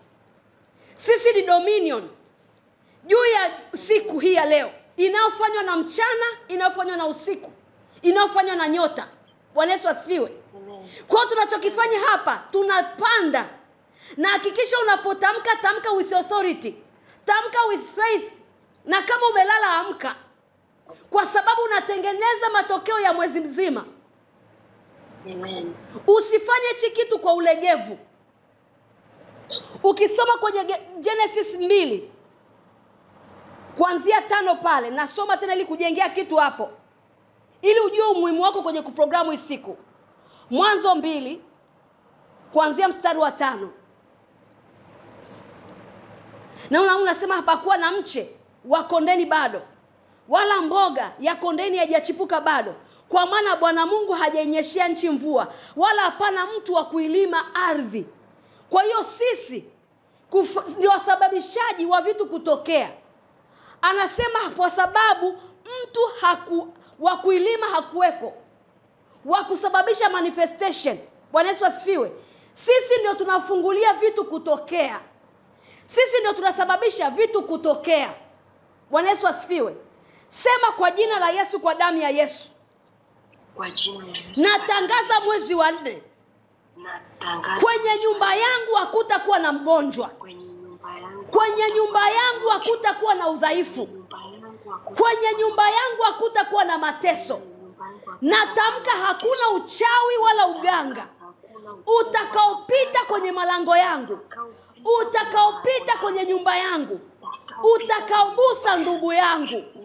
Kwa jina la Yesu, kwa damu ya Yesu, ninazikataa ajali za namna yoyote. Ninakataa ajali ya namna yoyote. Haitaingia kwenye malango yangu wala kwa watu ninaowaombea kwa jina la Yesu. Natangaza mwezi wa 4 utanizalia mema. Utanizalia mema. Natangaza ni mwezi uliobarikiwa na Bwana kwa ajili yangu. Ni mwezi ulio na baraka kwa ajili yangu. Ni mwezi uliofunguliwa kwa ajili yangu. Natamka na kutangaza kwa jina la Yesu, baraka zangu zote zinazoelea katika ulimwengu wa roho, natangaza zinaachiliwa kwa jina la Yesu. Baraka zangu zinazoelea kwenye ulimwengu wa roho, natamka zinaachiliwa kwa jina la Yesu. Natangaza zinaachiliwa kwa jina la Yesu. Kila baraka ambayo hajanifikiria bado, natangaza mwezi wa 4 unashughulika kwa ajili yangu, kuhakikisha hizo baraka zimenifikia. Kuhakikisha hizo baraka zimenifikia. Natamka na kutangaza kwa damu ya Yesu, zile nyota zilizoasi, zilizoangushwa duniani, zinazoharibu akili za watu, zinazovuruga maisha ya watu, natamka na kutangaza hazitaingia kwenye malango yangu. Hazitaingia kwenye akili za ndugu zangu. Hazitaingia kwenye malango ya watoto wangu. Kwa mamlaka ya jina la Yesu, kwa damu ya Yesu. Watu wasio na nafsi, waliomwagwa duniani,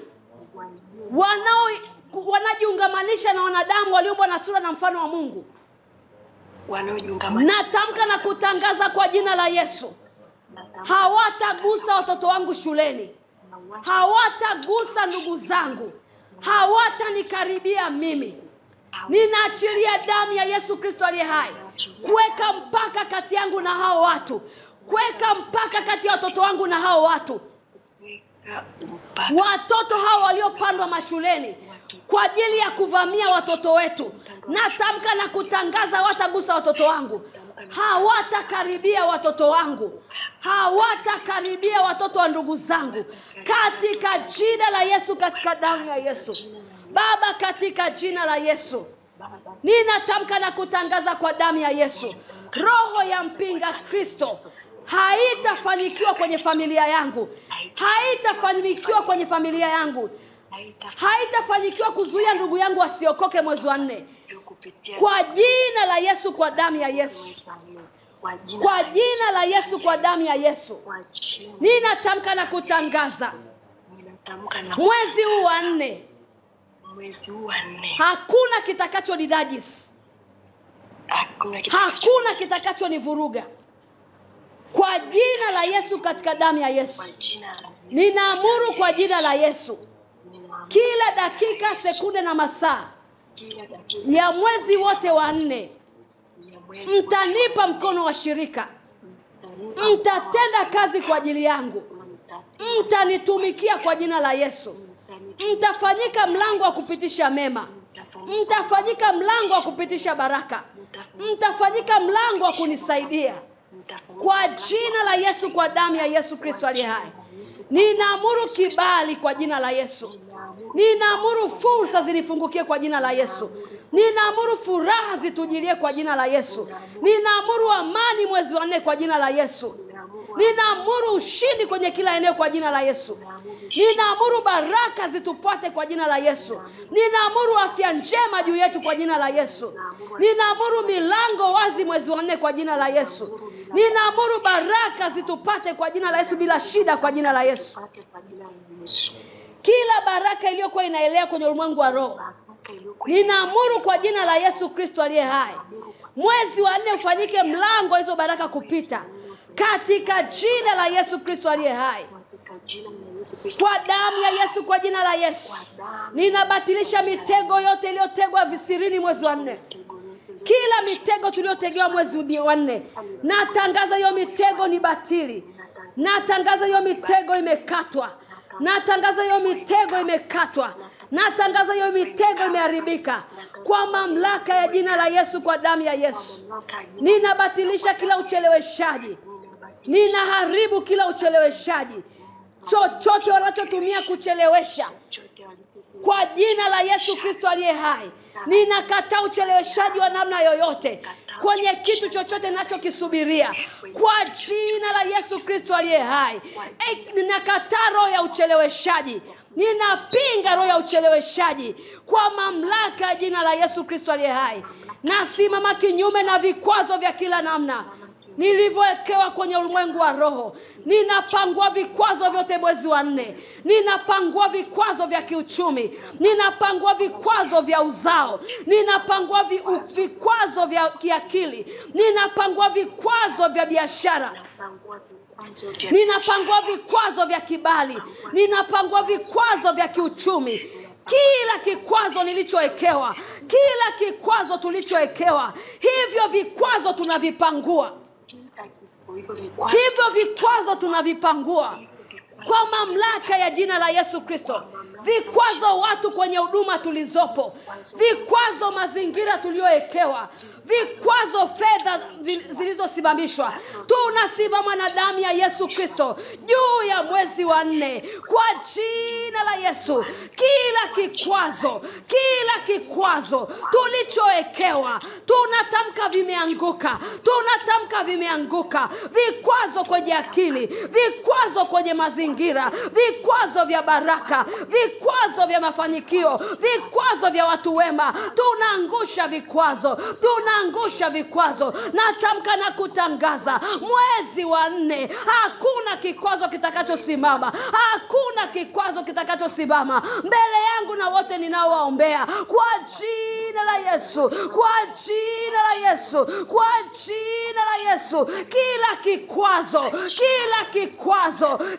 kikwazo kimeshindwa mwezi wa 4. Kimeshindwa mwezi wa 4. Kimeshindwa mwezi wa 4. Kila kizuizi kimeanguka. Kila kizuizi kimeanguka. Kila kizuizi kimeanguka kwa jina la Yesu. Sema kwa mamlaka ya jina la Yesu. Ninatamka juu ya mwezi wa 4 kwa jina la Yesu Kristo aliye hai. Mwezi wa 4 kwa jina la Yesu. Wewe ni mlango unaofaa mbele yangu. Wewe ni mlango unaofaa mbele yangu. Wewe ni mlango unaofaa mbele yangu. Na hakuna atakayenipinga. Na hakuna atakayenipinga. Na hakuna atakayenipinga. Natamka na kutangaza lango la mwezi wa 4. Ni lango langu la baraka. Ni lango langu la kuzana kuongezeka. Ni lango langu la kibali. Ni lango langu la kufanyikiwa. Ni lango langu la kuinuka. Ni lango langu la breakthrough. Kwa jina la Yesu, kwa damu ya Yesu. Aprili kwa jina la Yesu. Achilia maendeleo kwa ajili yangu kwa jina la Yesu. Achilia baraka kwa ajili yangu kwa jina la Yesu. Achilia matokeo kwa ajili yangu kwa jina la Yesu. Achilia mema kwa ajili yangu kwa jina la Yesu. Achilia baraka kwa ajili yangu kwa jina la Yesu. Aprili kwa jina la Yesu Kristo aliye hai. Wewe ni lango wazi kwa ajili yangu kwa jina la Yesu. Wewe ni lango kwa ajili ya familia yangu kwa jina la Yesu.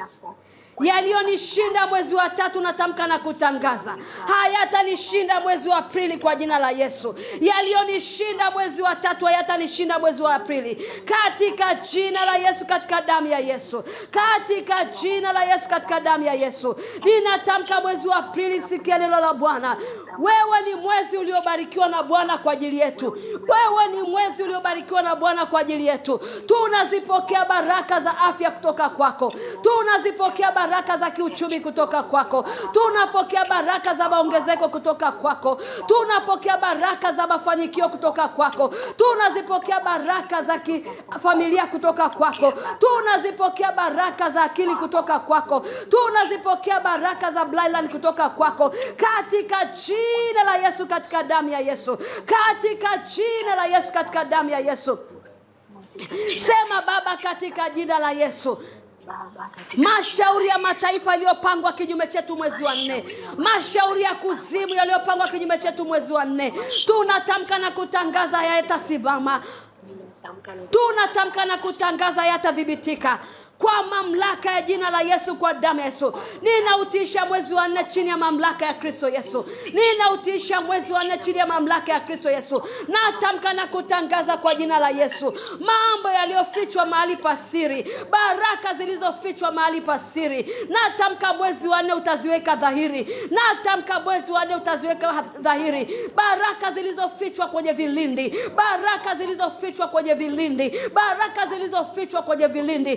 Kupitia mwezi wa 4 tunazifikia kwa jina la Yesu. Tunazifikia kwa jina la Yesu, kwa kuwa vilindi vinaita, vilindi vinaita, vilindi vinaita, vilindi vinaita. Nasi tunaitika kwenye vilindi vya baraka, nasi tunaitika kwenye vilindi vya uzao, nasi tunaitika kwenye vilindi vya mema, nasi tunaitika kwenye vilindi vya hekima, nasi tunaitika kwenye vilindi vya maarifa, nasi tunavitika kwenye vilindi vya shauri. Tunaitika kwenye vilindi, maana imeandikwa vilindi vinaita. Nasi tunaitika kwenye vilindi vya akili, nasi tunaitika kwenye vilindi vya maarifa. Tunaitika kwa jina la Yesu, tunaitika kwa jina la Yesu.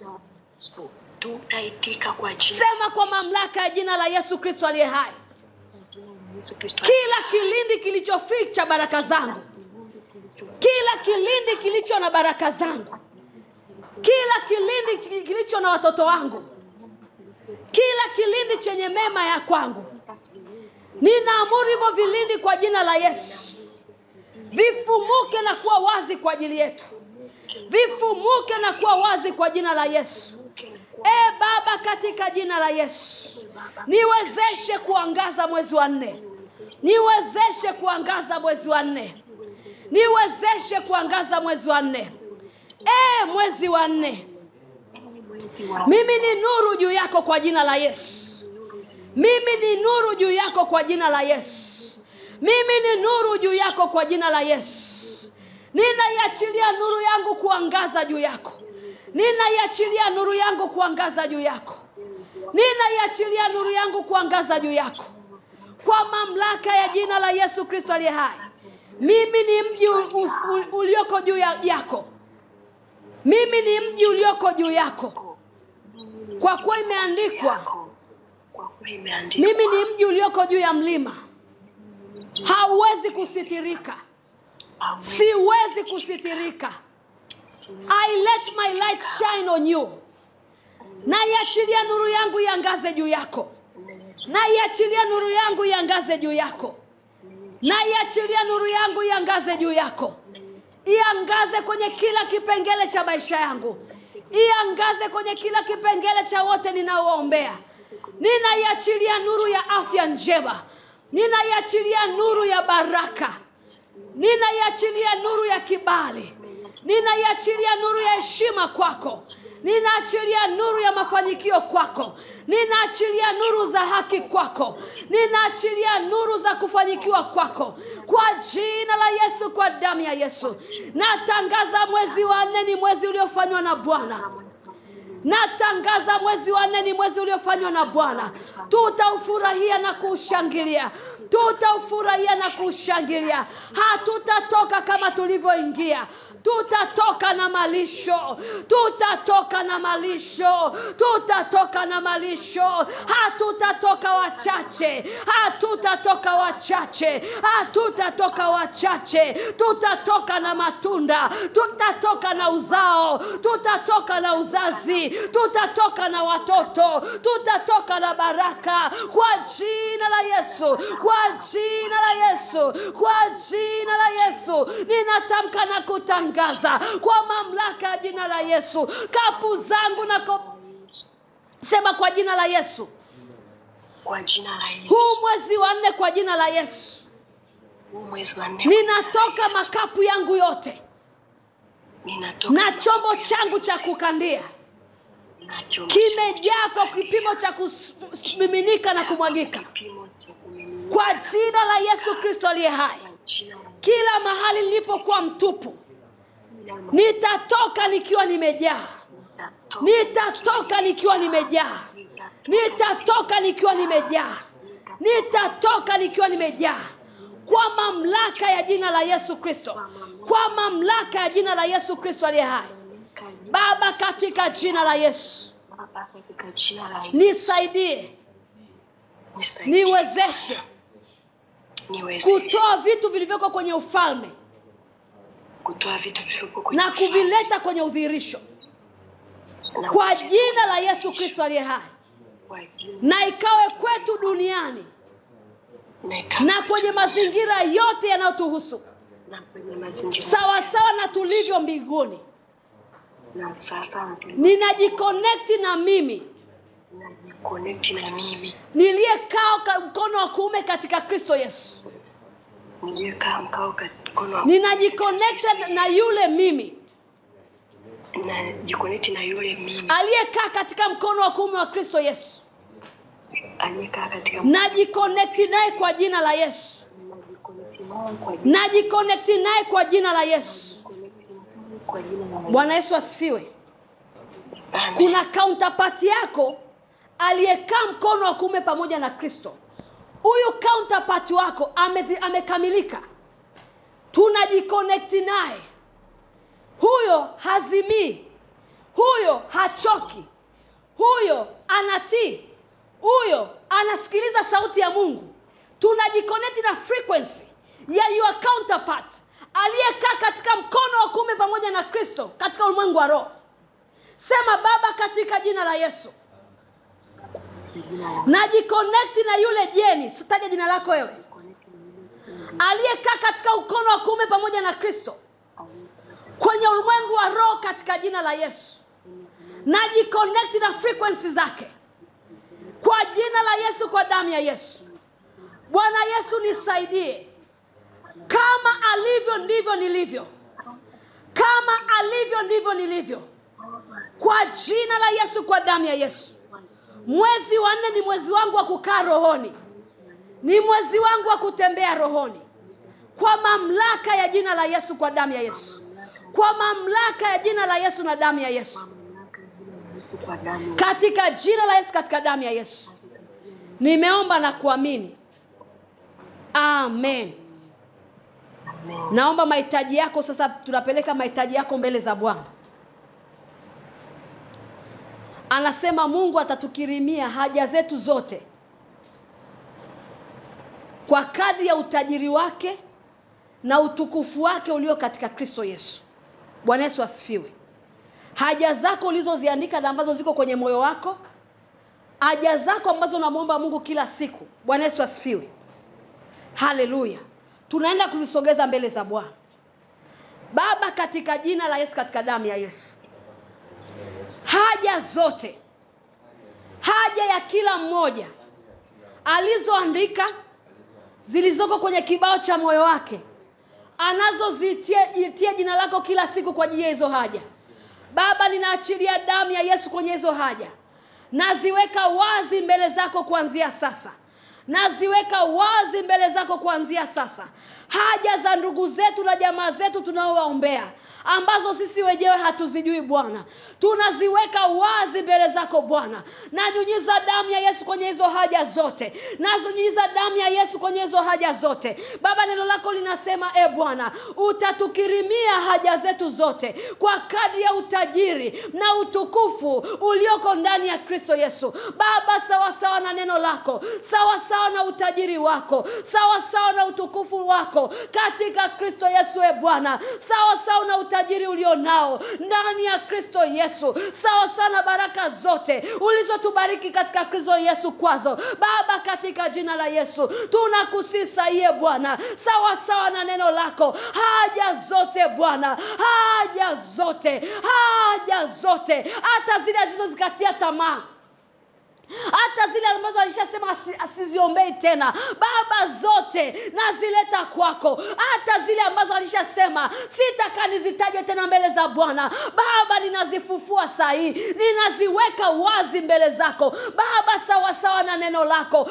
Ukazijibu hizi haja, ukatujibu hizi haja, ukazijibu hizi haja katika jina la Yesu, katika damu ya Yesu, katika jina la Yesu, katika damu ya Yesu, katika jina la Yesu, katika damu ya Yesu.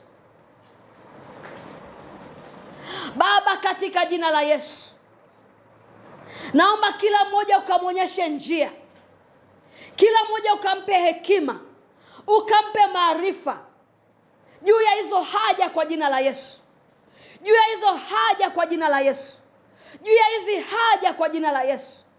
Asante Mungu wetu na Baba yetu, kwa kuwa wewe ni mwaminifu na wa haki. Tukikuomba unatusikia, tukikutafuta unatujibu. Katika jina la Yesu na katika damu ya Yesu tumeomba na kuamini. Haleluya. Bwana Yesu asifiwe. Amen. Haleluya. Sahi kwa damu ya Yesu kipekee sana tumejiweka wakfu sisi kama makuhani. Natamani nichukue nafasi hii kipekee sana kwa ajili ya kuweka watoto wakfu mbele za Bwana. Kuweka wajawazito ambao wako katikati yetu mbele za Bwana. Haleluya. Tunamshukuru Mungu kwa baraka za watoto waliozaliwa mwezi huu. Tunamshukuru Mungu kwa ajili ya watu ambao Mungu amewajalia walioanza safari ya ujauzito kwa kadri ya neema Mungu ambayo aliachilia kwao, na wale ambao wanatarajia. Bwana Yesu asifiwe. Yeyote anayetarajia, yeyote ambaye tayari Mungu ameshakubariki ni mjamzito, utaweka mikono yako tumboni. Na wale wote ambao walipokea watoto mwezi huu, tunamshukuru Mungu kwa baraka ya watoto. Bwana Yesu asifiwe. Sasa hivi tunaenda kuweka wakfu haya makundi. Bwana Yesu asifiwe. Baba, katika jina la Yesu, Baba, katika damu ya Yesu, ninawasogeza watoto wako wote ambao Mungu mwabariki kwa baraka ya ujauzito. Baba, ninamsogeza kila mama mtarajiwa ambaye Mungu umembariki kwa baraka ya ujauzito. Baba, ninaweka wakfu wa mama hawa, ninamweka wakfu kwako kwa damu ya Yesu, na mtoto aliyeko tumboni namweka wakfu kwako Bwana. Baba, ninaitakasa na kuiweka wakfu safari ya miezi 9 ambao Mungu umemwamini kwamba ataimaliza. Baba, ninatakasa usiku na mchana wake, ninatakasa kula kwake na kunywa kwake na kuvuta kwake hewa. Ninamlinda Bwana Yesu aingiapo na atokapo. Baba, ninakuomba ukamfiche katika stara ya mbawa zako, ukamfiche katika stara ya damu yako, ukamzingira usiku na mchana Bwana Yesu. Kwa ajili ya kusudi lako ninakataa mateso ya mimba, ninakataa demonic attacks kwenye ujauzito, ninakataa kila uharibifu juu ya mimba na juu ya mama mjamzito huyu katika jina la Yesu, katika damu ya Yesu. Ninawalinda na kuwafunika kwa damu ya mwana kondoo Yesu Kristo aliye hai. Na ndipo sasa Bwana, kwa damu ya Yesu tunawasogeza watoto wote waliozaliwa na watoto wetu wote Bwana Yesu ambao Mungu umetubariki kwao, ambao wako shuleni tayari na ambao bado wanakuwa wako nyumbani. Baba, ninaweka wakfu watoto wote, kuanzia watoto wachanga mpaka watoto ambao ambao ni wakubwa. Baba, tunawaweka wakfu kwako kwa mwezi huu wa 4 wote. Baba, tunaomba uwalinde na mabaya yote. Baba, tunaomba uwalinde waingiapo na watokapo shuleni, uwalinde waingiapo na watokapo nyumbani. Baba, tunaomba uwalinde na kila uharibifu uliojaa kwenye ulimwengu huu. Baba, usiwaache watoto wetu wakajikwaa kwenye kila uharibifu. Walinde Bwana Yesu, ukawafanye watoto wetu kuwa wajinga kwa habari ya mambo ya ulimwengu huu, ukawafanye kuwa wajinga kwa habari ya mambo ya uovu, ukawafanye kuwa wajinga kwa habari ya mambo yasiyofaa. Baba, wasiyakubali katika jina la Yesu, ila wakawe werevu kwa ajili ya mambo yaliyo mema, wakawe werevu kwa mambo yaliyo ya baraka, kwa jina la Yesu, kwa damu ya Yesu. Walinde Bwana waingiapo na watokapo, walinde usiku na mchana, walinde kinyume na kila demonic infiltration katika jina la Yesu, katika damu ya Yesu. Baba, katika jina la Yesu, katika damu ya Yesu, ninakushukuru kwa uaminifu wako na kwa neema yako. Baba, nashukuru kwa ajili ya biashara mpya zilizozaliwa. Baba, ninakuomba ukazilinde pia. Baba, naomba ukazitunze pia. Baba, naomba ukazihifadhi pia. Hizo biashara Bwana Yesu ukazikuibeti katika damu yako na jina lako. Biashara yote ambayo ni mpya Bwana, biashara ambayo ni mtoto mchanga Bwana, naomba Mungu ukazilinde zisimezwe, ukazilinde zisiuawe katika jina la Yesu na katika damu ya Yesu. Asante Bwana Yesu kwa uaminifu wako na kwa neema yako ulioiachilia katikati yetu juu ya wote ambao Mungu wa neema ameweka wakfu leo. Ni kwa mamlaka ya jina la Yesu na kwa damu ya Yesu tumeomba na kuamini, katika jina la Yesu na katika damu ya Yesu tumeomba na kuamini.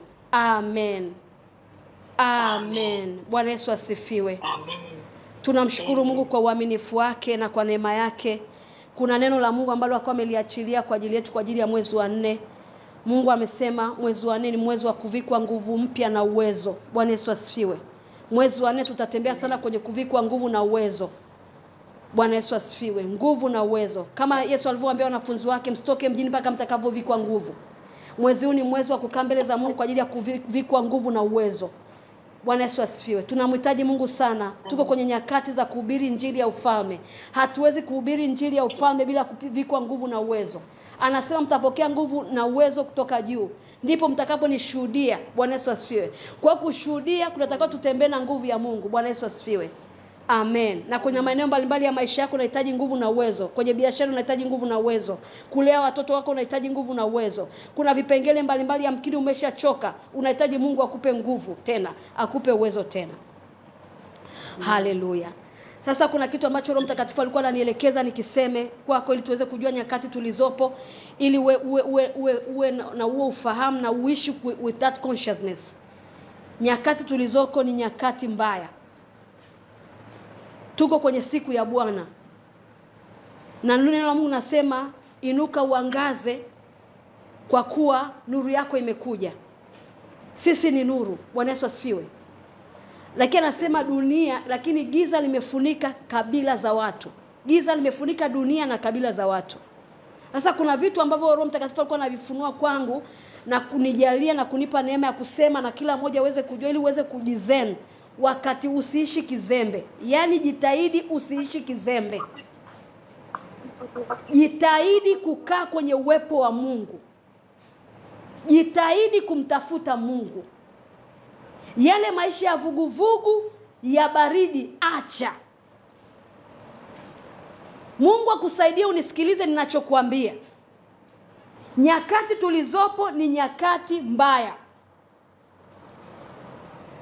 Nitaelezea alafu nitasoma neno ambalo Roho Mtakatifu alinipa kulileta kwako.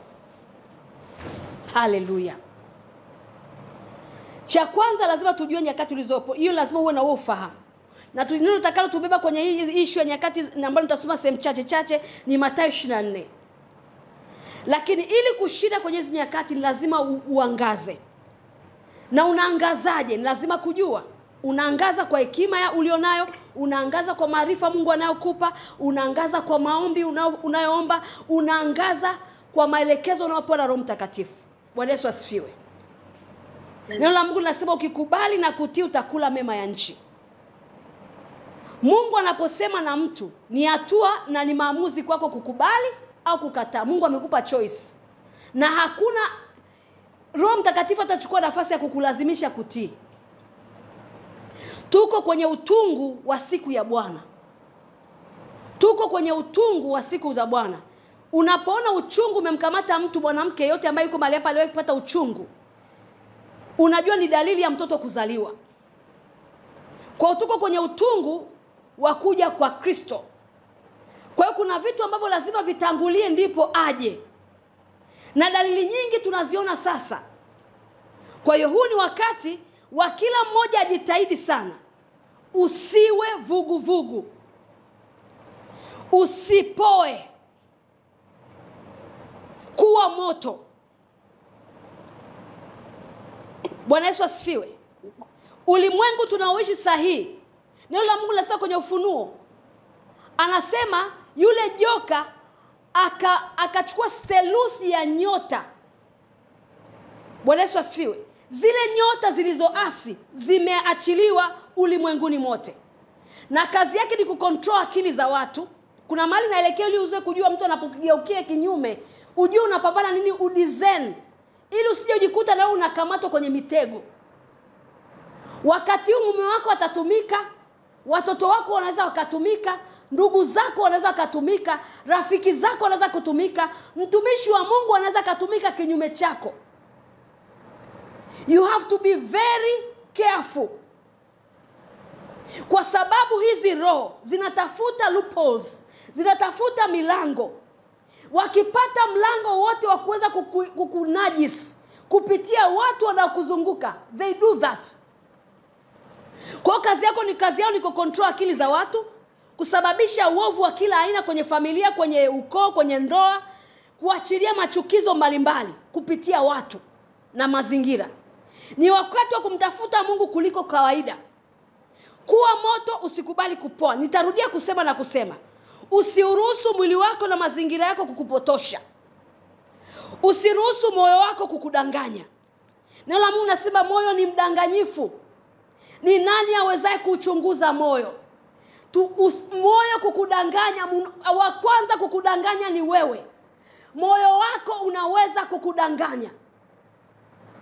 Moyo wa mume wako unaweza kukudanganya.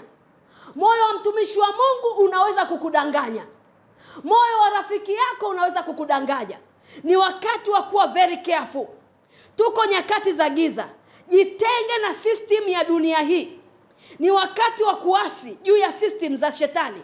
Ni wakati wa kuasi kufanya kinyume na system za ulimwengu huu. Badili namna unavyoishi. Ishi rohoni. Tembea rohoni. Dhihirisha tabia za Kristo. Jitahidi sana kumdhihirisha Kristo. Jitahidi sana kulidhihirisha neno la Mungu kupitia maisha yako.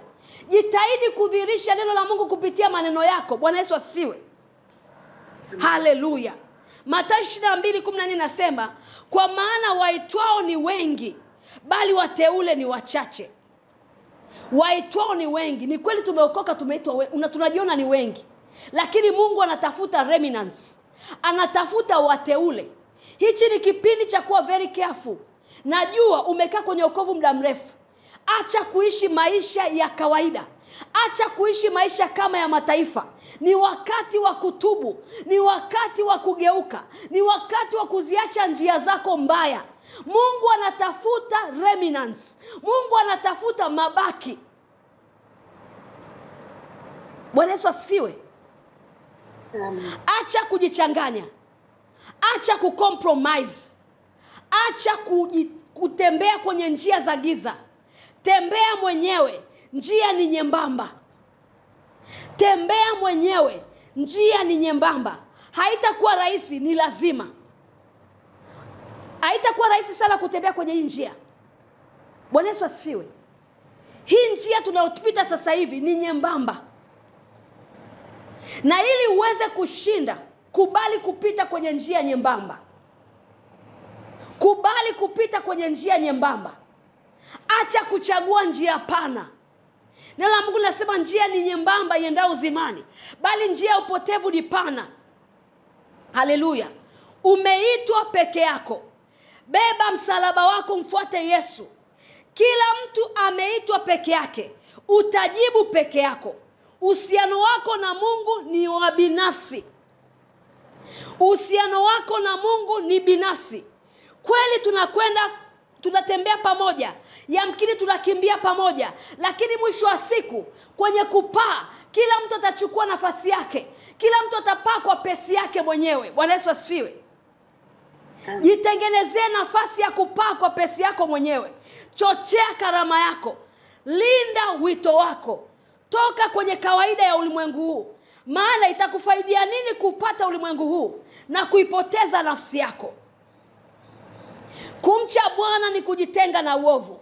Imeandikwa, kila neno lisilotokana na imani ni dhambi. Jitahidi sana kufanya kila neno linaloendana na imani. Imani ni nini? Imani ni kuwa na uhakika na mambo yatarajiwayo. Imani inatokana na neno la Mungu.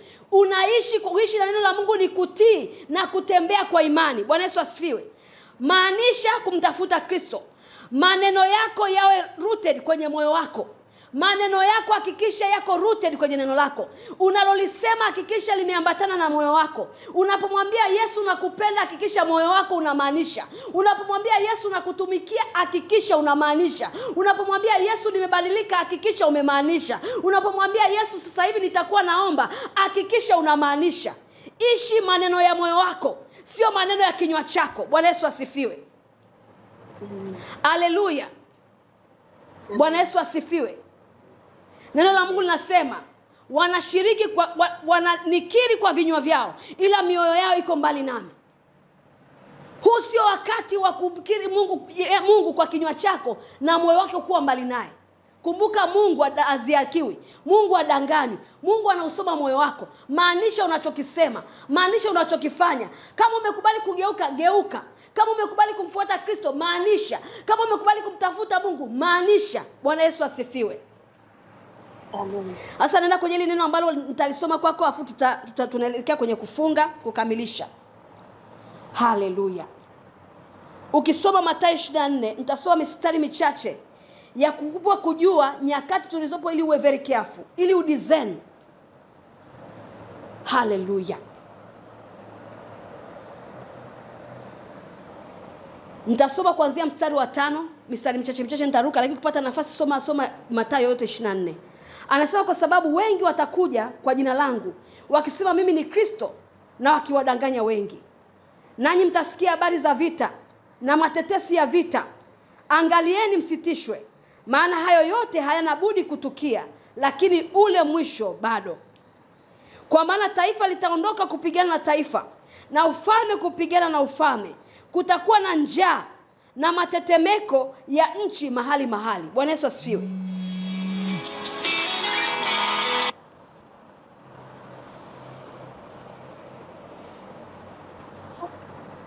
Bwana Yesu asifiwe. Adui hataki, lakini lazima niseme kwa jina la Yesu. Haleluya. Kwa hiyo imeandikwa, nanyi mtasikia habari za vita na matetesi ya vita. Angalieni msitishwe, maana haya yote hayana budi kutukia, lakini ule mwisho bado. Kwa maana taifa litaondoka kupigana na taifa, ufalme kupigana na ufalme. Kutakuwa na njaa na matetemeko ya nchi mahali mahali. Hayo yote ndio mwanzo wa utungu niliokuwa nasema hapo mwanzo. Huu ni uchungu. Tunapoona vita, tunapoona ndugu wanainukiana ndugu kwa ndugu, mume anainukiana na mke wake na saa nyingine hata kuuana, uasi ulioongezeka, huu ndio utungu.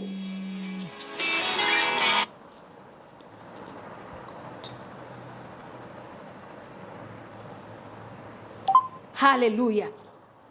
Jina la Bwana libarikiwe. Samanini, naona mtandao unasumbua. Nitarudia tena pale 5 barakaraka. Haleluya. Anasema kwa sababu wengi watakuja kwa jina langu wakisema mimi ni Kristo, na watawadanganya wengi. Nanyi mtasikia habari za vita na matetesi ya vita. Angalieni msitishwe, maana hayo yote hayana budi kutukia, lakini ule mwisho bado. Kwa maana taifa litaondoka kupigana na taifa, ufalme kupigana na ufalme. Kutakuwa na njaa na matetemeko ya nchi mahali mahali. Hayo yote ndio mwanzo wa utungu. Huo ndio uchungu wa kuja kwa Kristo. Tunaona jinsi ambavyo ukatili umeendelea, jinsi ambavyo mambo ya ajabu yanatokea, Mume na mke sasa hivi ni kama uwanja wa mapambano. Ndugu kwa ndugu kuinukiana, ni kumezidi. Uharibifu umezidi. Tunaona vita vinavyoendelea. Na sasa hivi tunaanza sasa kuona sasa effect ya ile vita ambayo inaendelea. Kwa hiyo ina maana kinachofuata sasa hivi, kama nilichokuwa nasema mwaka jana, Mungu akasema mwanze kujiandaa kwa ajili ya njaa inayokuja. Kuna vitu ambavyo we have to be prepared. You need to discern. Lazima uishi ukijipanga. Sasa hivi jipange, tuko wakati wa Bwana. Wakati wa Bwana ni wakati ambao kanisa natakuwa liangaze. Sisi ni solution kwenye giza lililopo. Ndio maana ni muhimu kila mtu kuwa na nuru. Na jitahidi sana, sio kukatwa hata kwenye huduma hii. Mahali popote ambapo unaabudu, make sure you go to charge yourself. Make sure you shine all the time. Ndio maana nasema usidharau kukusanyika. Usidharau kukusanyika mahali popote Mungu alipokupa neema. Huu ni wakati wa kuhakikisha kila wakati you are on fire. Huu ni wakati wa kuhakikisha kila wakati unawaka. Bwana Yesu asifiwe. Amen. Matukio mengi yanayotokea sasa hivi, Yesu anasema huo ndio uchungu. Anasema wakati huo watawasaliti ninyi mpate dhiki, na watawaua, nanyi mtakuwa watu wa kuchukiwa na mataifa yote kwa ajili ya jina langu. Ndipo wengi watakapojikwaa. Jitahidi usijikwae. Unapoona mume wako ameinuka kinyume, usijikwae. Omba, kwa sababu there is a power working nyuma yake. Tunajifunza jinsi ya kuishi nyakati hizi. We need to discern. Lazima tujijue jinsi tuna reply kuhusu vitu vyote vinavyotokea, ili usijikwae. Nao watasalitiana na kuchukiana, na manabii wengi wa uongo watatokea na kudanganya wengi. Na kwa sababu ya kuongezeka maasi, upendo wa wengi utapoa. Upendo wa wengi unapoa. Bwana Yesu asifiwe. Kila mtu ana experience. Hata kwenye kanisa tulioko sisi ni ndugu katika Kristo, upendo hakuna. Bwana Yesu asifiwe. Upendo umepoa. Huu ni wakati wa kuishi rohoni. Unaishije rohoni? Kwa neno la Mungu.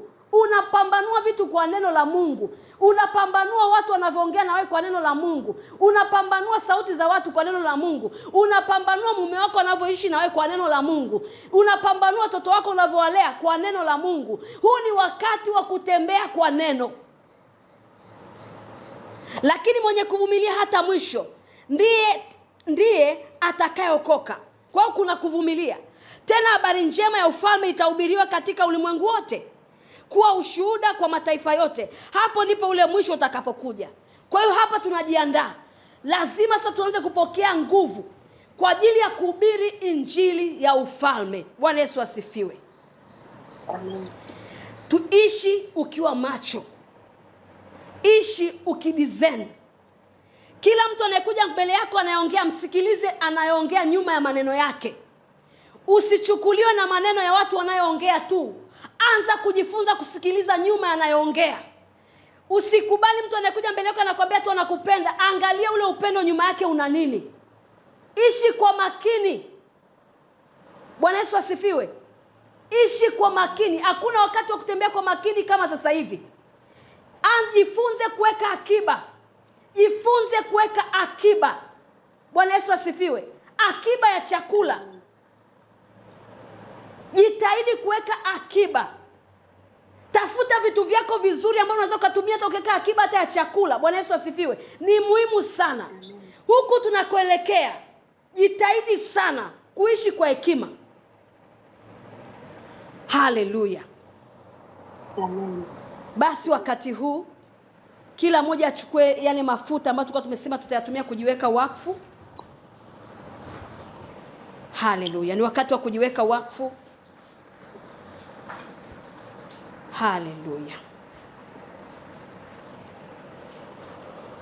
Nitaenda kuyaombea mafuta.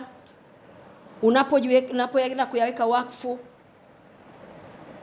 utaweka wakfu kwenye paji lako la uso. Haya mafuta yanaenda kutenga na kila demonic infiltration, kila uharibifu, kila uchawi, kila uganga. Haya mafuta yatanena kwenye ulimwengu wa roho kwa ajili yako. Bwana Yesu asifiwe. Inua mafuta juu, ni yabariki. Baba, katika jina la Yesu, katika damu ya Yesu, Tazama Bwana Yesu, tunaachilia damu ya Yesu Kristo aliye kwenye haya mafuta. Roho Mtakatifu ile mafuta ya kweli, tunakusihi kwa jina la Yesu, yatamia mafuta, yatamia mafuta, yatamia mafuta Roho Mtakatifu, yatamia mafuta Roho Mtakatifu, kupitia mafuta Roho Mtakatifu yakachuruzike. Kila mmoja anapoenda kuyatumia mafuta yakachuruzike juu yake, yakachuruzike kwenye kila kipengele cha maisha yake, yakachuruzike kwa watoto wake, yakachuruzike kwenye ndoa yake, yakachuruzike kwenye biashara yake, yakachuruzike kwa watendakazi wanaomsaidia kazi nyumbani na kwenye biashara, yakachuruzike kwenye biashara zake zote, yakachuruzike kwenye mikono yake, yakachuruzike kwenye paji lake la uso, yakachuruzike kwenye utosi, yakachuruzike kwenye hatua, yakachuruzike kwenye mikono, yakachuruzike kwenye akili. Baba, kwa damu ya Yesu, haya mafuta Bwana yanapoenda kugusa paji la uso wake, yakaguse kila kipengele cha maisha yake Bwana. Nami natamka kwenye mafuta yanapogusa paji lako la uso, natamka na kutangaza baraka za Bwana ziko juu yako, baraka za Bwana ziko juu yako. Roho Mtakatifu, zile baraka za utosini, zile baraka za utosini, zile baraka za mikononi, zile baraka za miguuni, zile baraka za utosini, zile baraka za miguuni, zile baraka za mikononi, zile baraka za utosini, zile baraka za kwenye paji la uso. Roho Mtakatifu, Roho Mtakatifu, let those blessings to overflow. Baraka Bwana, Baba, tunakuomba baraka zako zikawakalie watoto wako, ziwakalie ndugu zetu tunaowaombea, ziwakalie Bwana, baraka zako, baraka zako, baraka za afya njema, baraka za kiuchumi, baraka za mahusiano mazuri, baraka za kibali, baraka za milango wazi, baraka za mema, baraka za akili, baraka za spirit of excellence, baraka za mafanikio, baraka za kuzana kuongezeka, baraka za kutisha, kumiliki na kutawala, katika jina la Yesu, katika jina la Yesu, katika jina la Yesu. Baraka za kukanyaga na kumiliki, baraka za kutisha kila utakapokanyaga, baraka za kutisha kila utakapokanyaga, katika jina la Yesu. Natamka na kutangaza mafuta haya yanapokuja kwenye utosi wa kichwa chako, yanapokuja kwenye paji la uso wako, yanapoenda kwenye miguu yako, yanaenda kwenye mikono yako, natangaza umebarikiwa, natangaza umebarikiwa, natangaza manifestation ya baraka zisizokuwa za kawaida, zisizokuwa za kawaida, zisizokuwa za kawaida, katika jina la Yesu, katika damu ya Yesu Kristo wa Nazareti aliye hai. Bwana Yesu asifiwe. Eka mafuta kwenye paji la uso, eka mafuta kwenye utosi, kwenye lango la utosi, asa baraka ziko kwenye za utosini. Eka mafuta kwenye mikono yako, eka mafuta kwenye nyao za miguu yako. Haleluya. Na iwe kwako kama nilivyotamka kwa jina la Yesu. Haleluya. Baada ya kujianointi sema amen. Amen. Haleluya.